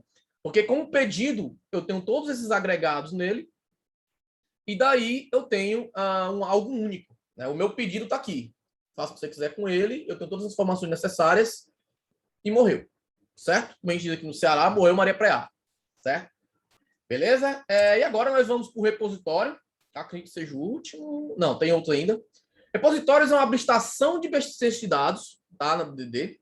E nesse ponto de abstração, nós não sabemos como, quem ou onde isso vai ser persistido. Quem vai fazer, no caso, né? Você só estará dizendo que haverá uma persistência. Aqui você está dizendo se é um MySQL, se é um Mongo, se é um Postgres, se é um Oracle, se é um Redis, se é em arquivo, se é em memória. Você não sabe nada disso nesse ponto. Nesse ponto de repositório, você apenas está dizendo que vai precisar de uma persistência. Quem vai receber isso é a infraestrutura e o repositório não precisa saber nada disso. Tá bom? Passar adiante, e o objetivo dessa abstração é desacoplar o seu domínio da camada de infraestrutura. Repositórios são artefatos de domínio, tá? Da tua camada de domínio, tá? As abstrações, tá? As implementações ficam por conta do adapter, tá? No caso da Tree Architecture, fica na camada lá de interface adapters, nós vamos ver isso já. No DDD, se eu não me engano, fica na infraestrutura, se eu não estou enganado. E o principal motivo, a razão dele viver é desacoplar toda essa parte de persistência de infraestrutura do domínio. Tá? Aí o Daniel Espínola falou que é composição. Eu não lembro. A última vez que eu vi o ML foi na faculdade, então me perdoe. Realmente eu não lembrava. Valeu, Daniel. Obrigado aí pelo toque. Application Services são objetos que vão executar operações que não estão na entidade. Ou seja, tu vai ter, eu vou falar um pouquinho mais na frente também, você vai ter algumas operações que a entidade vai fazer, que é de responsabilidade dela, e você vai ter application services, que é também chamado de use case, que vão fazer operações que não diz respeito a regras de enterprise, né? Vou falar um pouquinho mais disso mais na frente, tá? E como eu falei, também são chamados de use case, e aqui você terá um objeto que irá fazer a famosa das entidades, tá? Para algum fim, como por exemplo, fazer matrícula, efetuar um login, cancelar a venda. Então, application service é muito parecido com o tal do service, né? Service é algo tão banalizado, esse nome service, né? Que acaba que até para use case ele também serve, né? Mas esse service aqui, ele tem um propósito único, né? Eu vejo geralmente services, o pessoal implementando com várias responsabilidades, tem várias coisas, enfim. A ideia do service é ele fazer uma coisa e bem, né? Fazer uma matrícula, ele fazer somente a operação da matrícula. Fazer o login, fazer somente a operação do login. E por aí vai. Tá? E para requisito... e aqui temos o ACL, muito utilizado também. ACL é o último tópico aqui do DDD, tá? Que é exatamente o que a gente fez lá no exemplo, né? Que a gente ter uma camada anticorrupção, né? Na Clean Architecture, esse papel é feito pelo Interface Adapters, né? A gente vai ver isso também. Onde a gente tem adaptadores ou tradutores de uma camada para outra, tá? Ou seja, aqui digamos que aqui nesse ponto, nós temos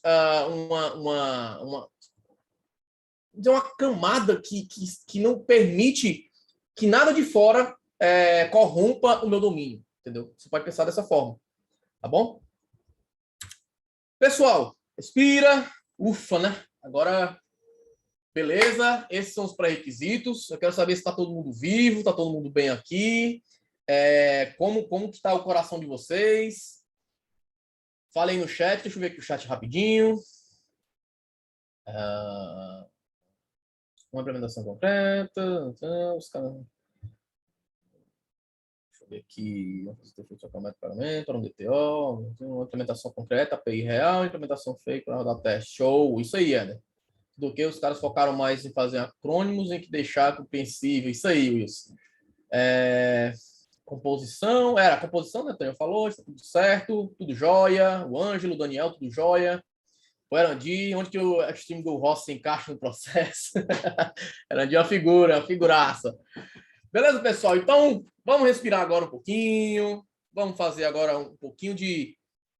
Vamos fazer um pouquinho de yoga agora, um pouquinho de meditação, vamos respirar, que agora vai vir o assunto, finalmente, da Clean Architecture, tá? Era preciso ter falado disso, para que a gente pudesse já entrar com alguns conceitos pré-estabelecidos aqui para a Clean Architecture, tá?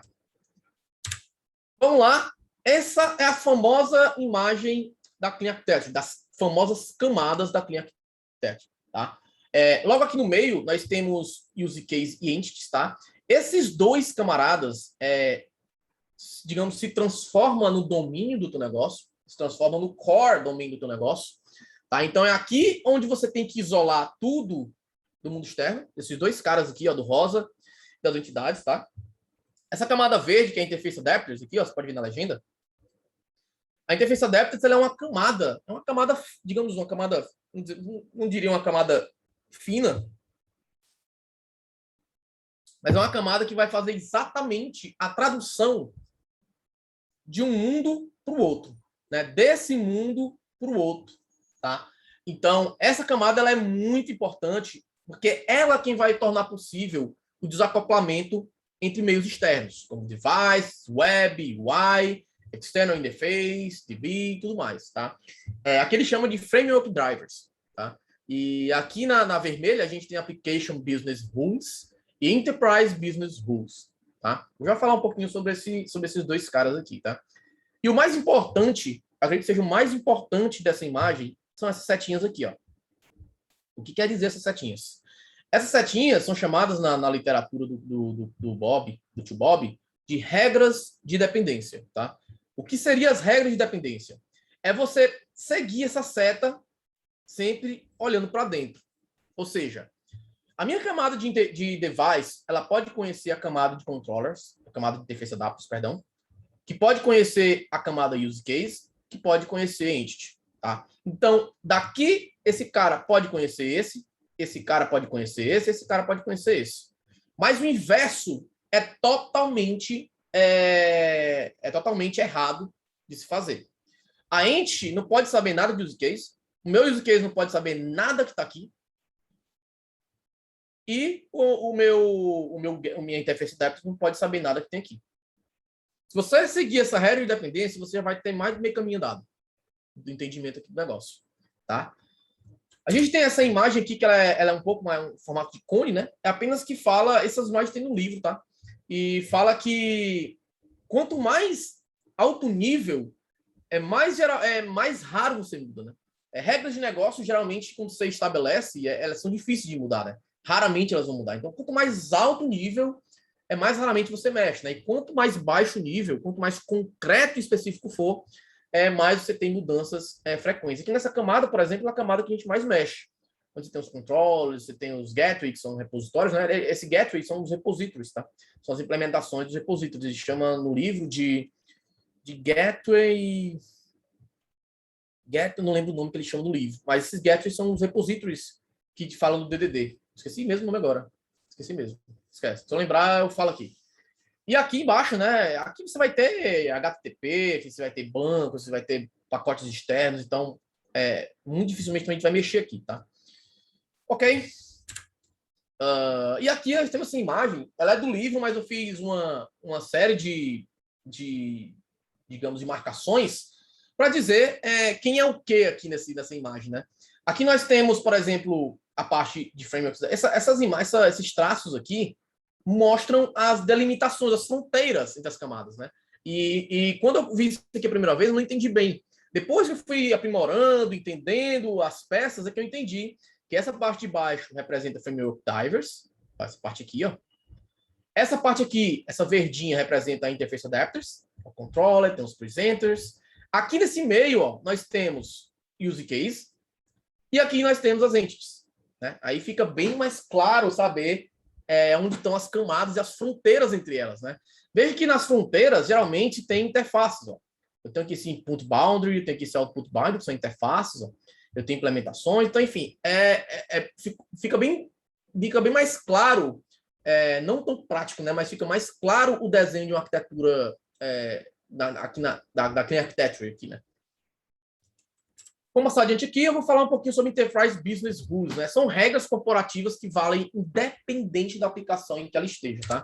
Por que eu estou falando desse Enterprise Business Rule? Esse cara aqui, ó, que está aqui no meio, ó. Esse cara aqui é a pura regra de negócio. O que eu quero dizer com a pura regra de negócio? São aplicações que, independente se está na aplicação ou não, ela vai existir. Ela é a regra pura. Por exemplo, supondo que esteja no domínio de vendas, uma loja de vendas, e temos cálculos de multa e juros, por exemplo. Se eu for calcular isso numa ação, por exemplo, de venda, de nota fiscal, de estoque, de qualquer outra coisa que envolve multa e juros, muito provavelmente essa regra vai ser a mesma.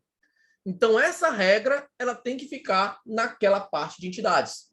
Entendeu? Então, isso são as Enterprise Business Rules, né? São regras que mudam de acordo com o negócio. Tá certo? E aí nós temos os use cases, que é aqueles caras que ficam logo depois da camada de entidades, que não sabem, não devem saber quem está utilizando, se é um CLI, se é a web, se é um sistema de fila, um sistema de mensageria, não importa, tá? E se está consumindo um JSON, um XML, um CSV. Ele não tem que saber disso. Ele tem que receber um formato de dado totalmente puro e saber lidar com aquilo, tá? Não sabe que formato de dados deve ser retornado. Mesma coisa, ele não vai saber retornar um JSON, um XML, um CSV, ele não tem que saber disso. O use case, a responsabilidade dele é puramente regra de negócio, orquestramento da regra de negócio. Tá? E aí, o que pode fazer é retornar um DTO de saída quando for requerido. Tem vezes que eu retorno, às vezes, um int, um string, vai depender do caso.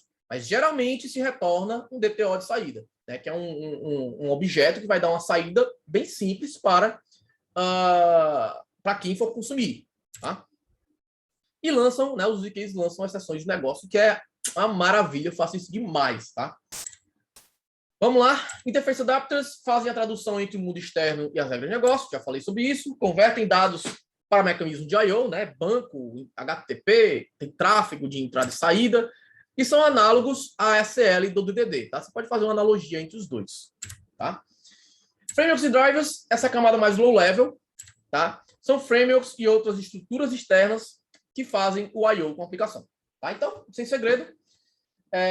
E deixa eu ver aqui o chat. Deixa eu ver aqui o chat. A camada de framework chega a se comunicar diretamente com a camada dos IKs. Cara, muito provavelmente não, tá, Matheus? Quem vai se comunicar com a camada de use case geralmente é a camada de use case e interface adapters, tá? Porque quem vai estar lá na interface adapters ou no frameworks e drivers, geralmente já vai estar fortemente ligado com a parte de interface adapters, de interface adapters. Deixa eu te mostrar aqui. Deixa eu voltar aqui rapidamente. Voltar. Rapidão, tá? A gente já vai ver aqui a parte prática, que é o que vocês querem ver que eu sei. Eita, fui demais agora. Um delay gigante aqui para mim. Pronto, aqui, ó. Quando se está nessa camada aqui, nessa camada azul, nós estamos tratando de coisas mais baixo nível, né? Por exemplo, aqui eu estou falando de DB, mas a minha instrução SQL, ela não está aqui dentro, ela está aqui, ó. Ela está aqui nessa camada verde, né? Então, muito, assim, é pouco provável que aqui nessa camada você veja entes. Aqui sim, né? Aqui nessa área você pode ver entes sim, você pode conhecer entes, até porque a regra de dependência fala isso. Tem alguns puristas que até nem querem, nem digamos, entram na cabeça deles de que essa camada pode ver entity, né? Por algum motivo, essa camada teria que mandar um desacoplamento com essa e vai depois ver entity. Eu já acho purismo demais, tá? Eu já acho que é um desacoplamento desnecessário que não vai me dar ganho nenhum, tá? Então, não vejo problema desde que siga as regras de dependência. Beleza, Matheus? Vamos lá. Deixa eu passar aqui adiante. Vamos lá. Por onde começar? Beleza? Agora vamos brincar agora, né? De código. Quem tá querendo aí mexer com o código um pouquinho? Quem tá empolgado para mexer com o código, fala aí.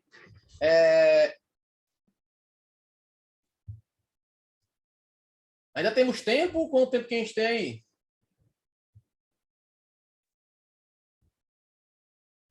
Gabriela? Sim. Quanto tempo a gente tem aí mais? Só para me policiar aqui. Na verdade, eu tô por você. Então beleza. Me dá mais uns 20 minutinhos aí no máximo. Vou mostrar o código agora. O pessoal que diz aí, sei lá, no chat aí, quanto tempo tem mais disponível e vocês toquem a ficha. Beleza. Então, só tá faltando a parte prática aqui. Acho que vai ser o mais legal da... Tá. Espero que vocês fiquem comigo aí. Então, pronto. Vamos seguir. Vamos seguir. Vamos lá, pessoal. Primeira coisa, eu vou fazer uma sugestão de pastas, tá? A Clear Architecture é essas pastas aqui? Não. Tá? Só uma sugestão, tá? Essa pasta adapters, domain, infra, main, tem que ser essas pastas? Não. Pode ser o nome que você achar melhor, o nome que represente melhor, tá? Aqui tem que ser repository, aqui tem que ser factory, aqui tem que ser infra? Não, tá? Você tem que botar o nome que a tua arquitetura diga o que é, tá? Mas também não vai colocar aqui nome tomate, cenoura, batata, não vai botar nomes também, não tem nada a ver, tá? Coloque nomes que sejam condizentes com o que a camada fala, né? Aqui, por exemplo, eu coloquei... e outra coisa, tá? Eu já mudei essas pastas, não camadas, tá? Pastas, eu mudei essas pastas várias vezes, tá? É muito normal nesse processo de aprendizagem. Eu fiz um primeiro repositório em PHP, que foi até do jogo do Pokémon Game Boy. Quando eu olho hoje para esse projeto, eu vejo o quanto que eu evoluí, o quanto que eu já dá vontade de pegar o projeto e já mexer todo de novo, fazer com as ideias que eu já tenho hoje formada, né? Então, assim, essa já é uma outra derivação, né, que eu tirei de ideias do próprio curso que eu fiz, né, e dos meus estudos.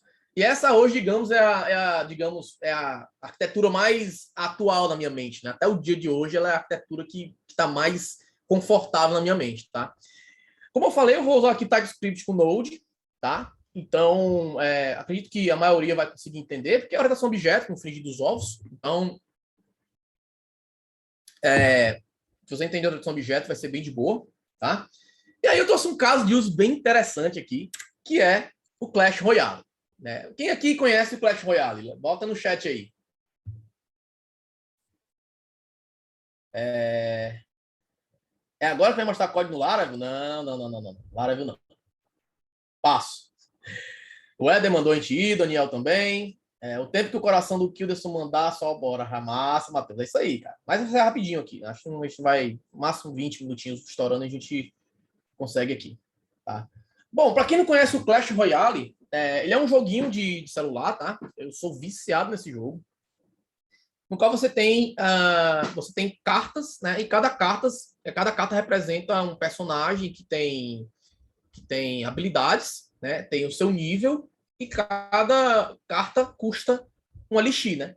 No caso, esse aqui custa 3, esse custa 4, esse custa 6 e tudo mais, tá? Entendo que é isso, né? E aí eu fiz aqui um pequeno caso de uso, não fiz exatamente igual ao jogo, senão a gente teria um enorme caso aqui.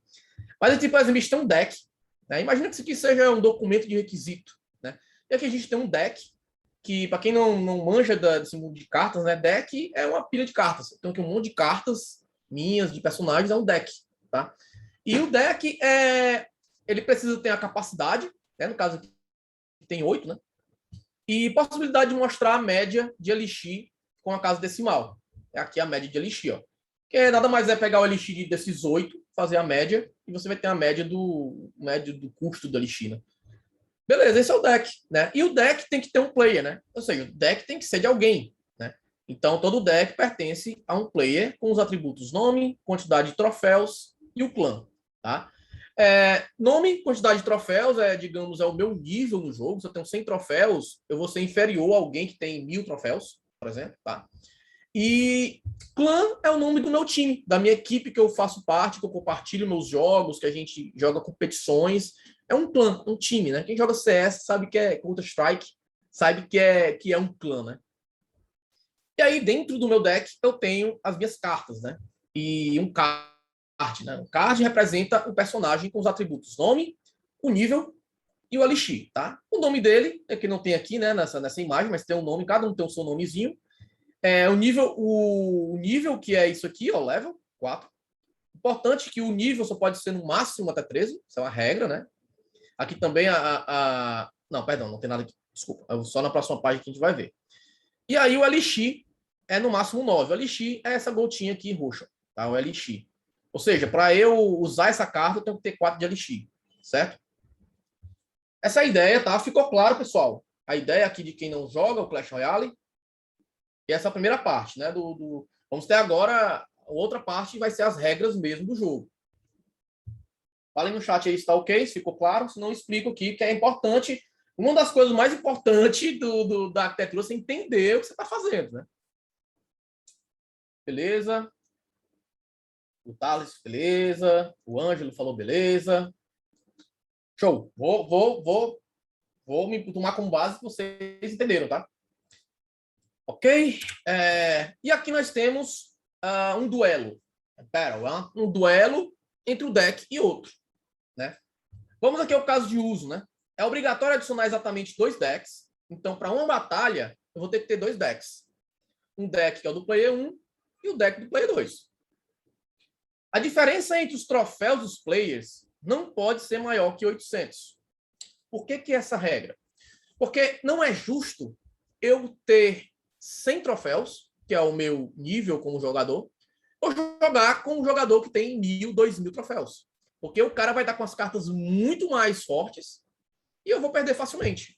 Então tem essa regra, e é uma regra que vale ouro, certo? Então, eu não posso, meus 2 players, a diferença entre os seus troféus não pode ser maior que 800, tá? E caso dê tudo certo no duelo, o duelo aconteça e termine o duelo, ele deverá informar qual player e o deck que venceu. Deve somar 30 no troféu para o vencedor e subtrair 30 do troféu do perdedor. Beleza? Ficou claro, pessoal? Ficou claro as regras aqui? Esse é o nosso caso de uso aqui para a gente fazer uma parte mais prática, tá? Aqui você pode ver a imagem, né, só para ilustrar aqui uma batalha, como é que funciona, né? Inclusive, ó, aqui tem 354 troféus esse cara, e esse aqui tem 611. Ó. Entendeu? Também que a diferença é bem pouquinha, exatamente para ter essa justiça na hora de lutar, né? E acho que é isso, né? Se tem alguma dúvida, esse é o momento. Dadas as regras de negócio, esse é o momento.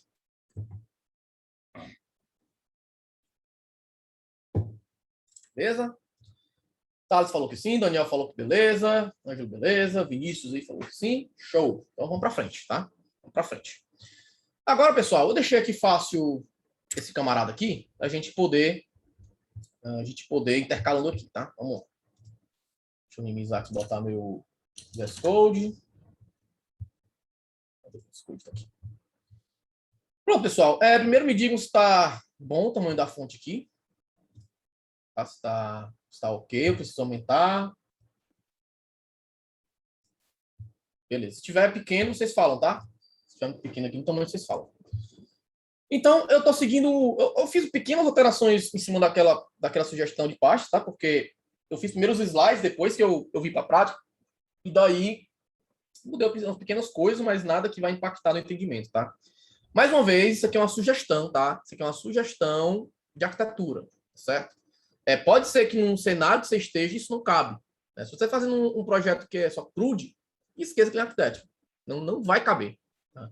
Isso é o que eu falo já desde sempre. Tá? Já fiz isso no momento da empolgação do Clean Architecture, fazer um projeto que é só CRUD, que tinha, sei lá, um use case que precisasse do Clean Architecture, e aí acabei fazendo o OpenEngineer. Então, essa é uma sugestão para você refletir em cima de projetos que cabem uma arquitetura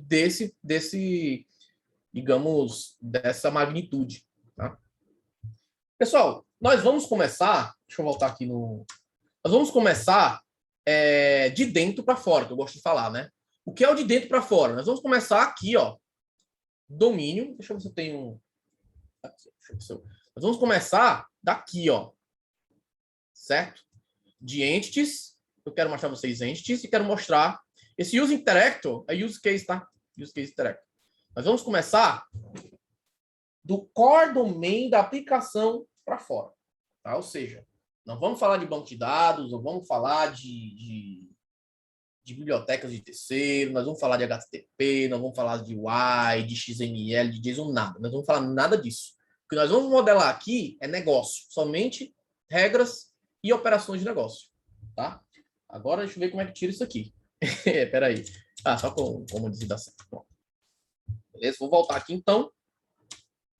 Deixa eu voltar aqui para o meu VS Code. Aqui. Então, vamos lá. Eu criei aqui uma parte do domain e tudo... Opa, estou com o lápis ainda aqui ativo. Deixa eu tirar. Opa, ainda está. Como é que eu tiro isso? Tirou? Pronto, agora foi. Beleza. Eu estou aqui na minha camada domain e nessa camada domain eu tenho as entidades, tenho os cases, tenho os value... Então, não criei nenhum value object, não consegui criar, não tive tempo, então... Aqui seriam os meus value objects, tá? E, gente, isso aqui já está implementado, tá? Eu quero mostrar o que eu fiz, tá? Não darei para fazer isso aqui com menos de 1 hora de live, então eu vou mostrar para vocês as tomadas de decisões que eu fiz e como eu desenhei aqui o projeto, tá? Primeiro, eu comecei pelas entities, tá? Na verdade, eu comecei pelo use case. Fiz um use case bem simples, né? Que é esse aqui, ó. Que é o Create Deck, tá? Só que eu não vou abrir ele agora. Vou abrir primeiro. Para eu criar um deck, eu preciso do deck e preciso do player. E também do card. Né? Para eu fazer o meu deck, eu preciso dessas 3 informações. Vocês concordam? Beleza. Então, aqui eu tenho uma pastinha deck. Tá? Poderia jogar as entidades tudo aqui fora? Podia.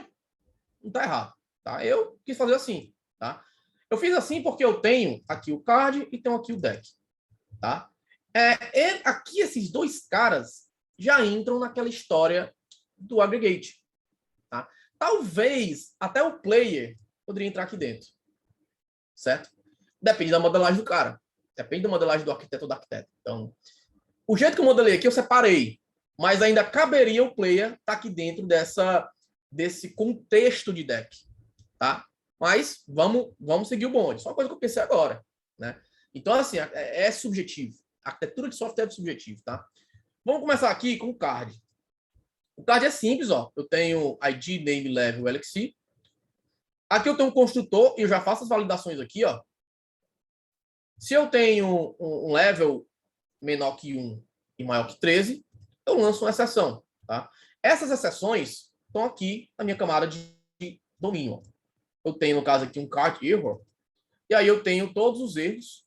Tá? Até agradecer o Marcel dos Santos por essa abordagem de erros, eu adorei, experimentei nesse projeto. Gostei desse formato de criar erros, ficou muito mais legal. Eu sempre criava uma classe para cada tipo de erro, né? Isso aqui me deixou bem mais confortável com os erros. Então, Marcelo dos Santos, valeu pela dica. E aqui eu tenho também uma outra regra, que é quando o LXI tem que ser menor que 1 e maior que 9. Tá? Essas regras, gente, elas são regras que estão dentro da minha entidade. Logo, elas são regras enterprise, como eu falei lá atrás, né? São regras que quem for usar card vai ter que se adequar a essas regras, tá? Então, entendam que essa aqui é o mais alto nível de regra de negócio, tá bom? É o mais alto nível de regra de negócio. Aqui eu tenho alguns getters, 2 getters e um setter, tá? Eu não gosto de deixar isso público. E aqui eu tenho só um type, só para tipar aqui o parâmetro do construtor. Esse é o meu card. Tá? Com as regras que a gente colocou, que tem lá no slide, tá? Vamos agora para o deck. O meu deck, ele tem o ID também, aí tem cards, player e capacity, certo? Na construção aqui do meu deck, eu pego aqui o número de cartas que está vindo aqui no construtor, certo? E verifico se esse número de cartas, ela está dentro, né? Se é maior que a capacidade. Se o meu deck cabe 8 cartas, eu não posso botar 9. Posso botar 10. Eu posso botar até menos que 8. Porque pode ser que o meu deck ainda não esteja completo. Ainda não decidi se eu vou botar essa carta ou aquela, ou deixo lá os espaços vazios. Mas mais do que 8, por exemplo, que é o caso da gente, não pode. Eu tenho que esperar uma sessão. Capacity exceeded. Né? Aí eu boto aqui apenas as mensagens. Deixa eu botar aqui deck erro de novo. Não, aqui no caso eu tinha visto o card erro. O deck erro tem esses erros aqui, ó. Dex capacity is capacity and provided was provided. Certo? Então, isso aí são regras de domínio, né? São exceções de domínio, tá bom? E aqui, se eu passar essas regras, eu consigo abastecer aqui os meus atributos. Aqui, já no deck, ó, dentro do deck, eu consigo fazer a média, né, do meu deck, ó. Tá vendo que eu pego a lista das cartas e mando aqui ele totalizar. E aí eu tenho aqui um cálculo para fazer o average, né? Então, entenda que os cards aqui tá tendo uma espécie de event sourcing aqui, né? Não sei se vocês já ouviram esse termo, que ao invés de eu ter uma coluna aqui, ó, sei lá, read only average, sei lá, e botar aqui um number e começar com 0. Ao invés de você ter isso, que eu vejo muito isso aqui, é você ter um dado mais quente do que realmente representa um cálculo de média, tá? A gente fez isso aqui no curso do Rodrigo Branas, que foi com multa e juros. Cara, foi muito massa, porque a gente pegava todas as faturas, calculava os juros e multa, digamos, em tempo real, e não tinha um campo multa e juros, entendeu? Isso é o event source, né? É um assunto para outra aula. Um outro talk, uma outra coisa, é um assunto bem mais denso de explicar. Mas aqui a gente meio que fez uma espécie de event source, tá? E aqui a gente tem um método que é isTotallyFiller, eu uso em outro lugar, vou já mostrar para vocês. E aqui eu tenho também os parâmetros do construtor, tipado aqui. Tá? Pessoal, ok aqui nessas entidades? Com alguma dúvida, alguma pergunta em relação aqui às entidades? Deixa eu ver aqui o chat.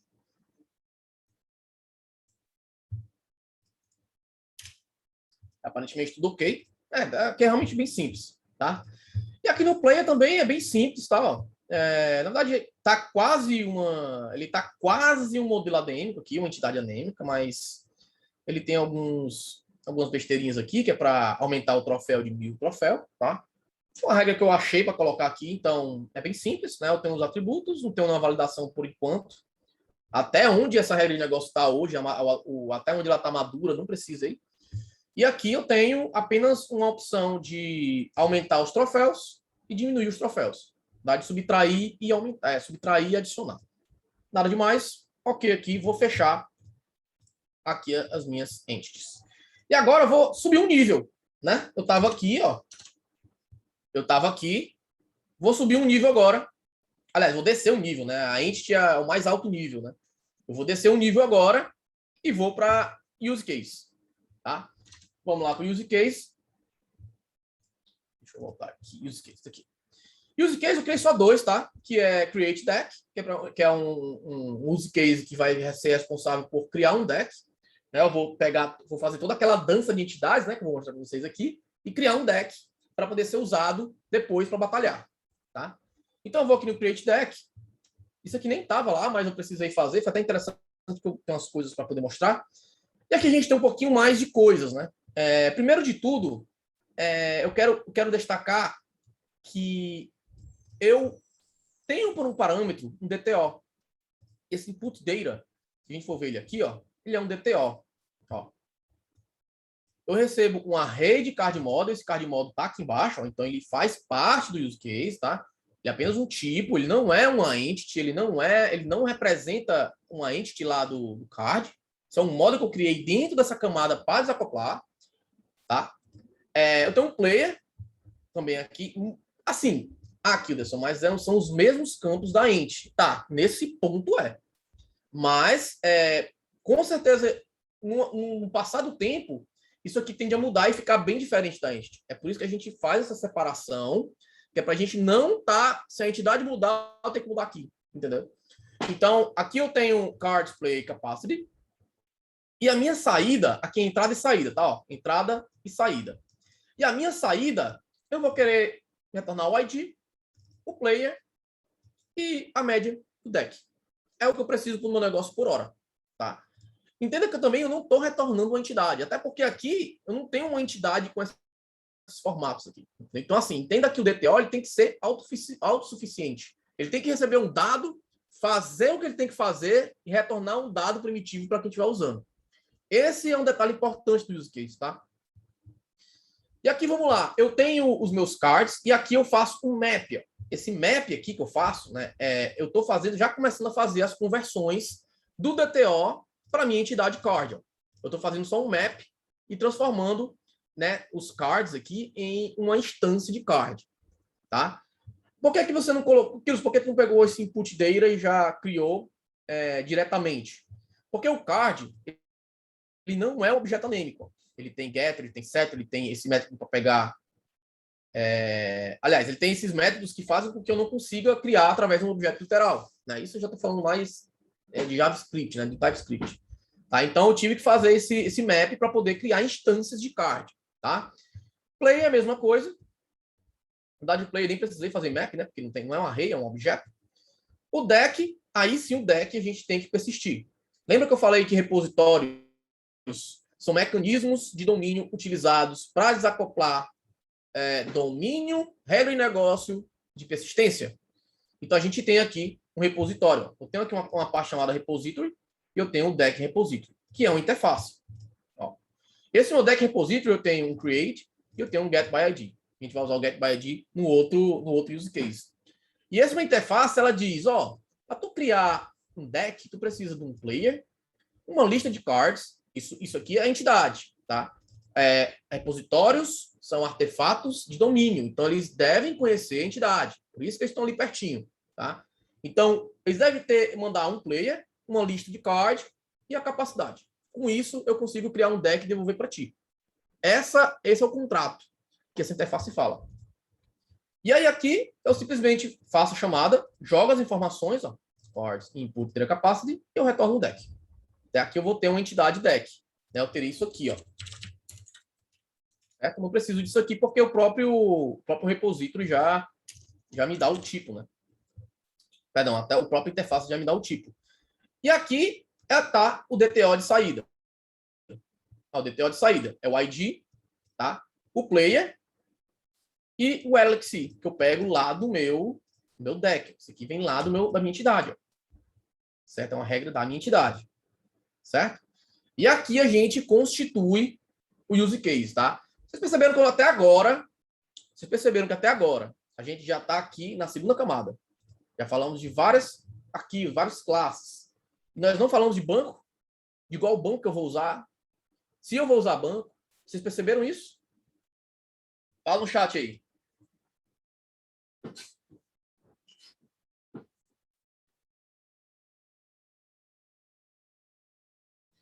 Percebam que eu não fui enviesado por banco.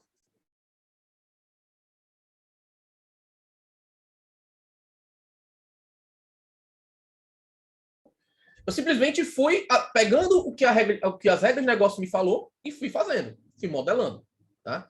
Isso, você começar de dentro para fora é bom por isso, porque você não fica enviesado por banco. Ah, eu vou começar com o banco, com a tabela usuário, tabela clientes. Você já começa perigosamente tendo a tendência de ir enviesado pelo banco, entendeu? Então, beleza, vamos partir para o próximo use case, que é o do Battle, que é para batalha. Aqui tem um pouquinho mais de regra, tá? Eu vou explicar agora, tá? Primeira regra aqui que eu tenho é, se o ID do deck... Ah, tem que dizer primeiro o que entra, né? Meu input data, tá? Aqui embaixo, é simples, ó. É apenas o ID do deck do primeiro jogador e o ID do deck do segundo jogador. Morreu. Com isso, eu já consigo fazer um duelo, tá bom? E a saída é um ganhador e o perdedor, certo? E o play mode aqui, ó. Só o nome e o quantidade de troféus, tá certo? Percebam que aqui a entrada não tem nada a ver com a entrada não tem nada a ver com nenhuma entidade e a saída não tem nada a ver com nenhuma entidade. Entendeu? Que são DTOs específicos aqui desse caso de uso. Então vamos lá. Ó. Aqui eu já verifico se eu estou fazendo duelo entre o mesmo jogador, né? Não posso jogar comigo mesmo, né? Isso é lógico, né? Nem estava lá na regra, mas eu fiz isso hoje. Então eu já lanço a exceção se isso é uma regra de aplicação, tá? Um jogador não pode jogar com o outro. Aqui eu carrego os dois decks. Isso de algum mecanismo, tá? Não importa qual mecanismo que eu vou carregar, eu vou ter um repositório aqui, ó. Eu recebo via construtor, tá vendo? Ó? Isso aqui é a interface, tá certo? Deixa eu botar para vocês verem, ó. Isso aqui é a interface. Eu recebo ela via construtor, aqui também eu recebi, tá? Ó. Acabei não mostrando, tá? Ó. Eu recebo via construtor, via injeção de dependência. E aqui eu faço a consulta do deck 1 e do deck 2, tá? E aqui eu verifico se os dois decks, ó, estão corretamente preenchidos, né? Se o cara botar um deck que tem 6 cartas, ele não vai poder duelar. Ele tem que botar exatamente a capacidade do deck. Então, se o deck é para ter uma capacidade de 8, a gente tem que ter os dois decks com 8 cartas, tá? Poderia colocar uma regra na batalha de tipo o limite de capacidade, né? Mas aí seria uma evolução aqui do negócio, né? Tem uma outra regra que é se o total de troféu do player 1, né, do deck 1, for subtraindo com o troféu do deck 2, for maior que a métrica de justiça, eu chamei, né?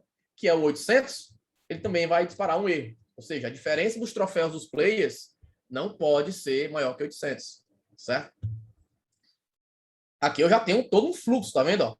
Todo um fluxo só para a gente duelar, tá? Daqui para baixo, pessoal, é apenas um algoritmo que eu fiz para poder...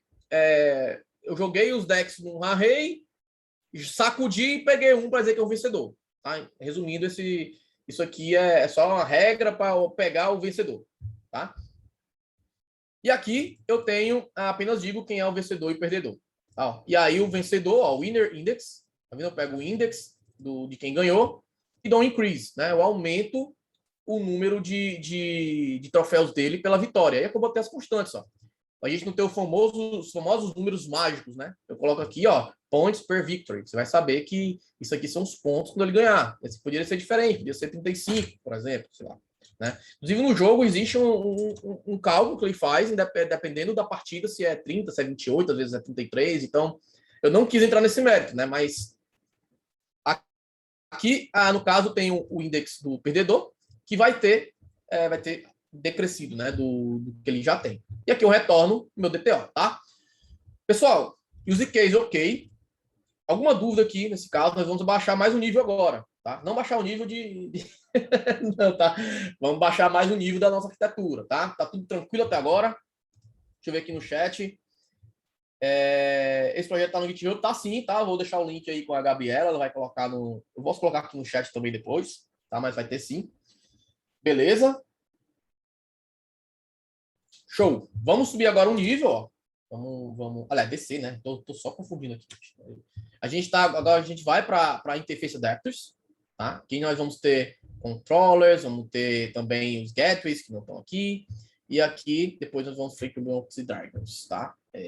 Beleza. Deixa eu voltar para o code.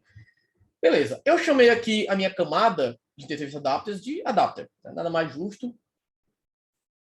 E aqui eu tenho alguns carinhas, tá? Eu vou começar com os repositórios, tá? Eu tenho aqui repositório chamado Memory e tem um Moon. Por quê? Quando eu começo um projeto que eu ainda não sei e nem quero tomar essa decisão ainda de saber qual banco que eu vou trabalhar, eu posso trabalhar com um repositório de memória. Como é esse repositório de memória? Eu simplesmente criar um repositório e ficar trabalhando em memória, um array. Por exemplo, para eu criar um novo deck, ao invés de eu ter que subir um banco, subir servidor, rodar migration, conectar no banco, uma coisa que eu ainda nem sei que banco vai ser, eu posso criar um deck repository memory e que aí eu posso fazer tudo por array, tudo em memória, certo? Então aqui eu crio um deck, jogo nesse array, incremento aqui, faço uma espécie de um auto-incremento e dou um prompts.resolve e jogo esse deck que eu criei, certo? Get by ID é a mesma coisa. Estou simplesmente pegando nesse array algum deck pelo ID, tá? Eu não preciso tomar decisão de banco agora nesse ponto. Eu só quero ter um repositório para poder continuar meu trabalho. Decisões de infra vai ser uma das últimas coisas que eu vou fazer. Inclusive, aqui nesse projeto foi a última coisa que eu fiz. Foi decidir qual é o banco que eu utilizar, decidir qual era se eu utilizar o Express, se eu utilizar o RAP, se eu utilizar o Mongoose, se eu utilizar o MySQL. Isso aí foi a última decisão que eu fiz, entendeu? Então, eu não estou, mais uma vez, enviesado por detalhes, tá? E aqui eu já tenho o meu repositório, tá? Aqui eu deixei já na cara que eu vou ter um de Mongo também, né? E aqui do Mongo eu tenho toda a implementação, mas já a gente vai falar sobre esse cara, tá bom? E aqui eu tenho os meus controllers, tá? Eu tenho o Create Deck aqui. Eu coloquei isso aqui de propósito, tá, gente? Eu coloquei isso aqui de propósito só para facilitar aqui na hora de mexer, mas isso aqui é para estar em outro lugar, tá? Só logo para deixar logo avisado, para ninguém, uns 7 pedras para mão em cima de mim, tá bom? Eu tenho aqui o Create Deck Controller. Eu vou já executar esse cara aqui para a gente já ver a brincadeira, tá? E aqui, o que eu tenho para falar aqui desse cara? Eu crio aqui os repositórios, tá? Mas isso aqui eu receberia, faria de outra forma, um factory e tudo mais. Aqui eu tenho um HTTP request. Esse HTTP request é uma interface que eu criei, tá? É um type que eu criei, que eu recebo os parâmetros da rota, uma query, que seria a query string, em forma de objeto, e o body, que é o body da minha requisição, tá? Eu fiz isso aqui porque lá na frente eu vou te mostrar o porquê que eu fiz isso aqui. Só aceita que tu vai receber um HTTP request com esses parâmetros aqui, tá? Já você vai entender o porquê, tá? E daí aqui eu recebo esse cara, e daí eu posso, aqui eu instancio só o meu deck repository e aqui o Mongo repository, tá? Aqui nesse ponto você teria validações do teu DPO, tá? Da tua requisição. Você recebeu um payload lá do teu API, e aqui você vai fazer uma validação. Não fiz isso, tá? Não é objetivo aqui, então você teria um passo aí para validar isso. E aí, com esses dados válidos, você criaria aqui o use case, ó, que é o use case, ó, create deck, tá? Domain use case. Eu instanciei meu use case, joguei um deck repository para dentro, tá? E aqui eu estou fazendo a execução do meu use case, tá? E para dentro do execute eu jogo o body, né? O corpo da minha requisição vai cair aqui dentro do meu execute, tá? E ele vai fazer todo aquele processo que a gente acabou de ver anteriormente, tá bom? Pessoal, eu vou executar isso aqui agora, tá?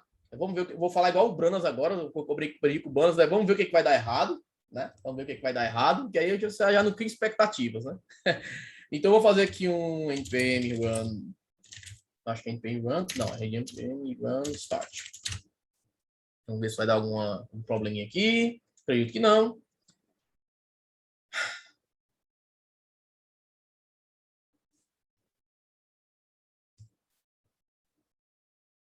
Beleza. Percebam que eu estou rodando aqui o Express e o RAP, tá? Quando eu terminar aqui, vocês vão entender o porquê disso, tá? Talvez muitos vão me agradecer, tá? Mas vamos lá. Eu vou abrir aqui o Postman agora. E eu tenho aqui, agora não sei se dá para aumentar a fonte aqui. Vai ficar assim por enquanto. Vamos lá. Então aqui eu tenho o meu Create Deck. Tá? Esse meu Create Deck, eu tenho aqui as minhas rotas, tá? Onde é que tá? Infra, HTTP. Eu tenho aqui o Express. Ó, eu tenho aqui as minhas rotas e também no RAP. Tá? Isso na minha infraestrutura, tá certo? Só quero mostrar que já tem aqui bonitinho, tá? Vamos fechar que não é o foco agora. Esse endpoint vai bater aqui, tá? E esse payload aqui, ó. Esse payload tem a capacidade, tem o player e tem os cards. Eu estou criando um deck aqui, tá? Então, esse payload vai cair aqui dentro, ó, nesse HTTP request body. Tá? O meu use case vai receber esse cara, vai criar as entidades e vai fazer a persistência, tá? Por enquanto, vamos começar com o in-memory. Vou colocar o in-memory aqui, certo? Deixa eu executar aqui. Deixa eu abrir aqui o Postman. Ó, vou executar esse cara agora, vamos ver o que vai dar. Está dando no terminal, se não me engano. Pronto, aqui no terminal. Vamos lá. Percebam que o deck foi criado, né? Pelo visto, né? Não está chumbada essa mensagem. E aí, aqui eu tenho uma... Opa, não, peraí. Eu esqueci de... O que ele fez pelo Mongo. Tá, deixa eu rodar de novo. Para ele fazer em memória.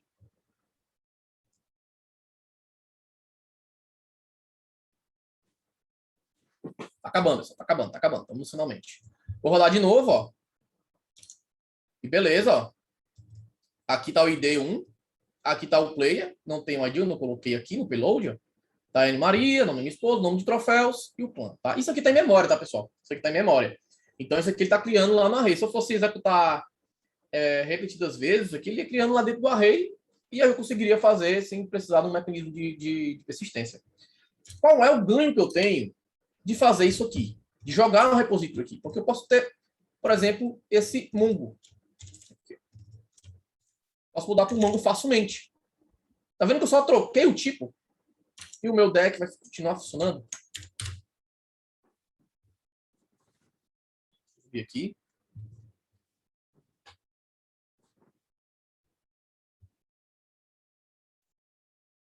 Pronto. Demorou um pouquinho, mas tá indo. Ó, aqui ele já está criando no Mongo. Ó. Esse ID aqui é do Mongo. Para quem conhece o MongoDB, esse aqui é o ID do Mongo. Tá? Por que eu quero mostrar isso para vocês? Que mudanças externas, ó, deixa eu voltar aqui ó, que mudanças feitas daqui para cá não estão afetando meu use case. Ou seja, eu não estou tendo que mexer no meu use case porque eu mudei o banco, porque eu mudei o mecanismo de persistência, entendeu? Esse é o ponto que a Clean Architecture quer pregar, né? A regra de independência. Né? Se por acaso a minha entity mudar, aí é bem capaz que é alguma coisa que mude. Mas se eu mudar alguma coisa aqui no Interface Adapters, não é para mudar nada aqui. Se você tiver feito o desacoplamento correto, tá? Como eu fiz aqui, por exemplo. Desacoplei aqui o mecanismo de persistência, tá? Então aqui, beleza. Uma coisa que eu quero mostrar agora aqui, aproveitando o embalo, é o Mongo, tá? O repositório do Mongo que está aqui, ó. Repositório do Mongo, outra coisa muito importante, tá? Eu tenho o Create, tenho o Create, tenho o GetPyID. Eu não vou entrar em detalhes como que faz isso no Mongo, tá? Não precisa, tá? Mas está implementado aqui, quem quiser ver depois pode ver.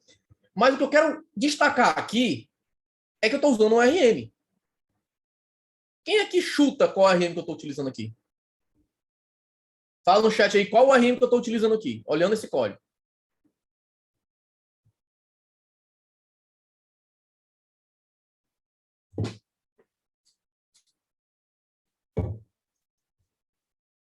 Ninguém? Ninguém chuta? Então, ninguém chutou porque eu não tenho nenhum importe de infra aqui, de algum pacote de terceiro aqui. Justamente porque eu desacoplei isso daí. Eu fiz um adapter para isso aí. Ou seja, o meu repositório do Mongo, eu não quero fazer nada na mão. Eu quero utilizar uma biblioteca, um RM que já me ajude com isso. Isso é válido. Né? Como que eu faço isso? Eu crio uma interface. Mongo ORM, né? Eu estou utilizando Mongo, E essa interface, né, vai ter um adapter que eu vou fazer as conversões. Por exemplo, no meu MongoRM, eu vou precisar de um find by ID, do insert e do generate ID. Então, a biblioteca que eu vou utilizar, vai ter que seguir essas regras aqui, tá? Deixa eu pegar aqui a implementação dele que está na infra, ó. A infra, tudo que está aqui na infra são artefatos de mais baixo nível, né? Por exemplo, conexão com o Mongo. Eu tenho aqui o Mongo Adapter, Mongoose Adapter. O Mongoose é uma biblioteca de terceiro. Então, ele está lá na borda lá da arquitetura. Então, veja só. Eu tenho aqui, sim, essa camada é suja. É suja mesmo. Eu tenho coisa do Mongoose. E aí eu posso fazer o que eu quiser aqui dentro. Isso aqui é um adapter, tá? E aí eu faço o meu find by ID nessa biblioteca, faz dessa forma. O insert nessa biblioteca, faz dessa forma. O generate ID nessa biblioteca, faz dessa forma, tá? Se eu não me engano, o TypeORM tem suporte também a o Mongo. Eu poderia criar um TypeORM adapter e só trocar lá. E não mexeria em nada no meu domínio, entendeu? Essa é a grande essência de você desacoplar desse nível. Tá? Vamos lá continuar, gente. Senão já estou aqui 1h40 já. Vamos continuar aqui. Deixa eu dar uma apressada aqui. Acho que está ok. Tá? A parte de criação do deck já mostrei funcionando com memória e também com o Mongo Repository. Tá? Isso aqui é muito fácil de criar teste, gente. Tá aqui. Muito fácil. Entendeu?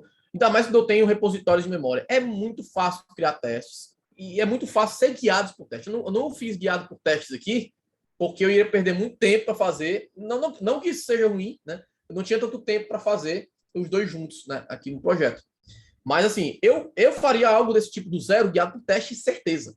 Porque uma arquitetura dessa fica muito fácil de guiar testes, tá? Beleza, vamos para o último use case, para a gente finalizar. Deixa eu fechar aqui. Use case não, outro controle, né? Do controle tá aqui. Aqui é bem mais simples, ó. Eu tenho os dois aqui novamente. Eu copiei e colei de propósito. Mais uma vez, eu copiei e colei de propósito, só para facilitar aqui a mudança, tá bom? Aqui você tem a validação, mais uma vez, do payload, a mesma coisa lá do outro. E aqui eu tenho a instanciação do meu use case, que eu levo, qual é o repositório. E aqui eu pego o execute, jogo o payload para lá, a mesma coisa, não mudou nada aqui, não mudou nada. Só mudou os mecanismos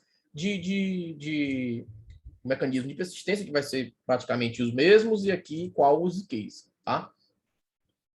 Ok, e aqui vamos executar esse cara, né, vendo o que vai dar. Eu vou colocar primeiro o repositório de memória, vendo o que ele vai dar aqui. Vou pegar o Postman. Tá aqui o repositório de memória, ó, do Battle. Eu preciso somente do ID Player 1 e de Player 2. Esses dois IDs foi que eu peguei aqui no nome. Deixa eu até abrir aqui, já tem alguns aqui. Eu vou até apagar essa collection. Apagar. Tá zerada, tá? Ó, não tem nada, tá? Vou só colocar aqui esse cara. Deixa eu ver o que vai dar aqui. O que vai dar. Olha, do deck da falta. Tá vendo que eles disparou uma exceção? Ó, deck com ID total não foi encontrado. Certo? Então, já é o meu use case agindo. Né? Porque como eu tô com a base de memória, tá? Ele está procurando a memória está vazia, porque eu estou executando só esse cara, né? Então, vamos fazer o seguinte, vamos trocar aqui para o Mongo. Eu tenho que executar de novo aqui. Tá? Vamos lá.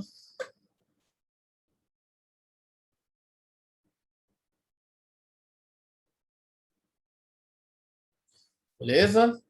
Tá rodando, vamos tentar executar agora. Se eu for executar agora, ele vai dar o mesmo erro, porque eu não tenho nada, né? Eu acabei de apagar tudo. Então, vamos fazer o seguinte, vamos criar aqui um deck.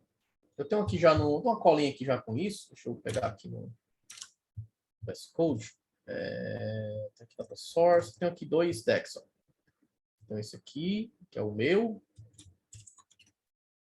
Deixa eu criar aqui. Opa. Vou dar um send, vamos ver se ele salva. Não fiz mostrar aqui, não sei porquê. Ó, o deck criado, certo? Vou criar o segundo. O segundo é o da Daiane. Vou criar aqui. Salvar. Beleza, os dois decks foram criados, certo? Aqui os IDs deles, ó. Então vamos pegar esse ID aqui. Vou colocar no 1. Vou colocar esse ID 2. Vamos fazer o duelo agora, hein? Vamos ver no que vai dar. Vamos salvar. Ó, Battle Time. Quem ganhou foi eu, quem perdeu foi a Daiane, tá? Eu vou fazer mais vezes aqui para você ver que ele vai alternando, tá vendo? É aleatório. Agora quem ganhou foi a Daiane, quem perdeu foi eu. E note quem ganha, né? Vai ganhando mais troféus. Quem perde troféu, tá vendo?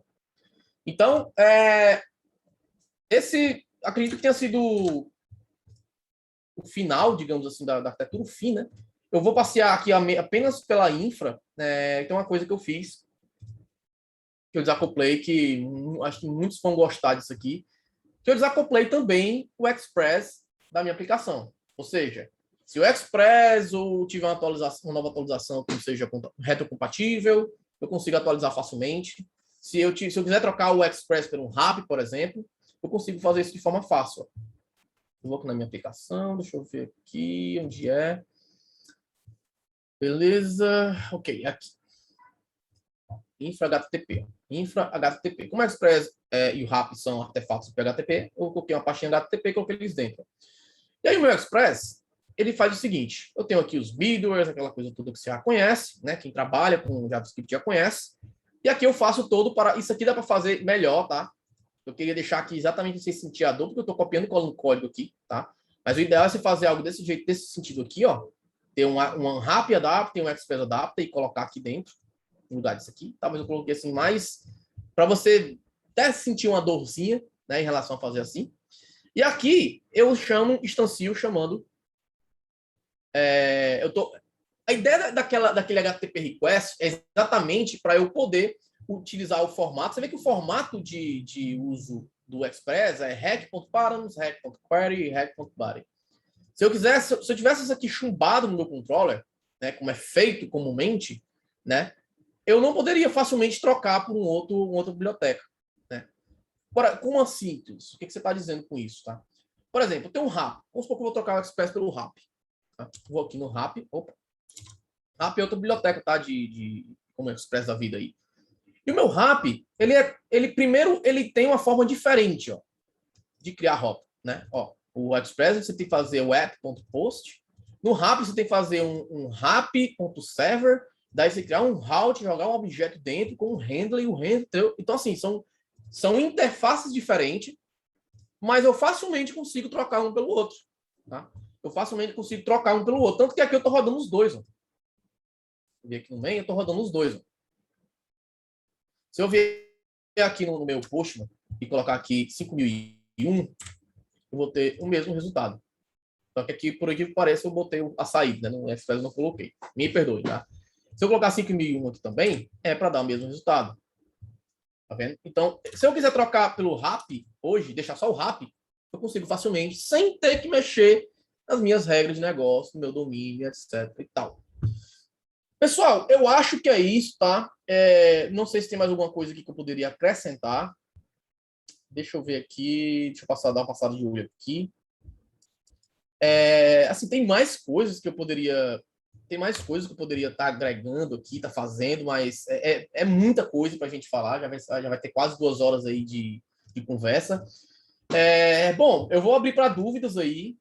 Quem quiser perguntar alguma coisa a respeito de alguma decisão que eu tomei, por que eu fiz assim, não fiz assado. Pode ser que eu não responda a pergunta também, tá? Pode ser que eu não saiba. Então, essa é a minha primeira talk falando sobre arquiteto, então tava bem nervoso no começo, porque é um assunto que é muito subjetivo, né? É muito subjetivo, é muito propenso a ter debates, né? Mas debates no bom sentido, né? De ter uma conversa, uma reflexão. Então, assim, vou deixar aberto para dúvidas, tá? O que vocês acharam? O que vocês... se vocês acham que concordam, se faz sentido, se não faz. E já deixo aí minhas redes sociais mais uma vez. E quem quiser falar comigo também no Telegram, é só procurar aqui o Anderson Sena lá, que você me acha fácil. Pode chamar para conversar, que será um prazer poder ajudar, poder aprender juntos. E é isso, pessoal. Deixa eu dar uma olhada no chat aqui.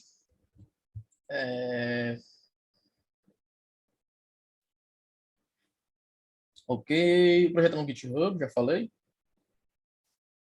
Ok. Ninguém falou nada, ninguém teve dúvidas. Eu vou parar com o compartilhamento.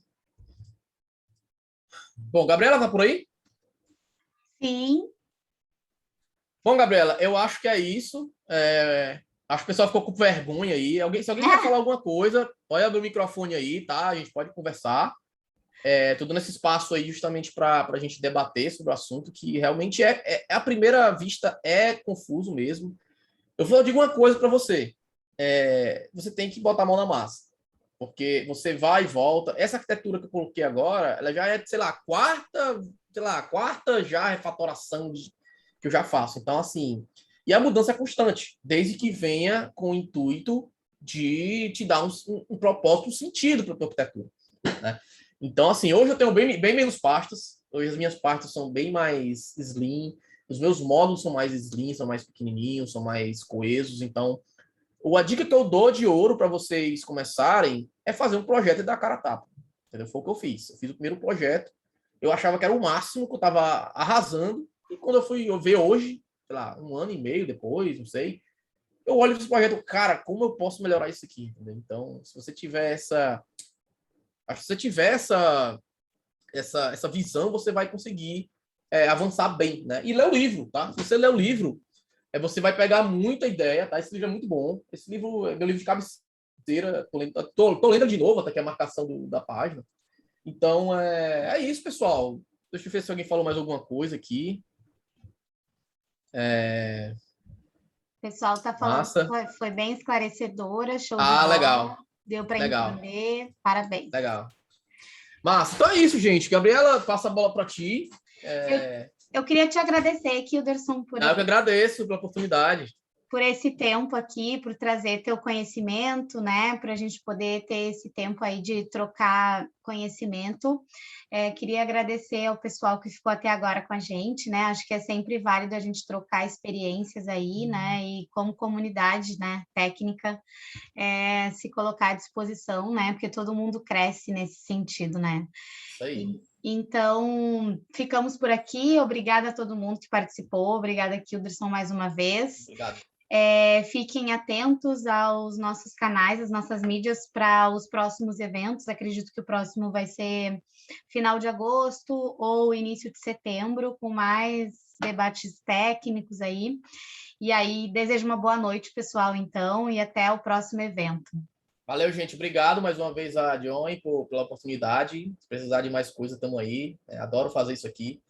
E é isso. Obrigado, pessoal, pela atenção, pelas besteiras, pelas merdas que eu falei aí. Se tiver alguma coisa aí, chama no Telegram, chama aí que a gente troca ideia, beleza? Obrigado, gente. Boa noite a todos. Tchau, tchau.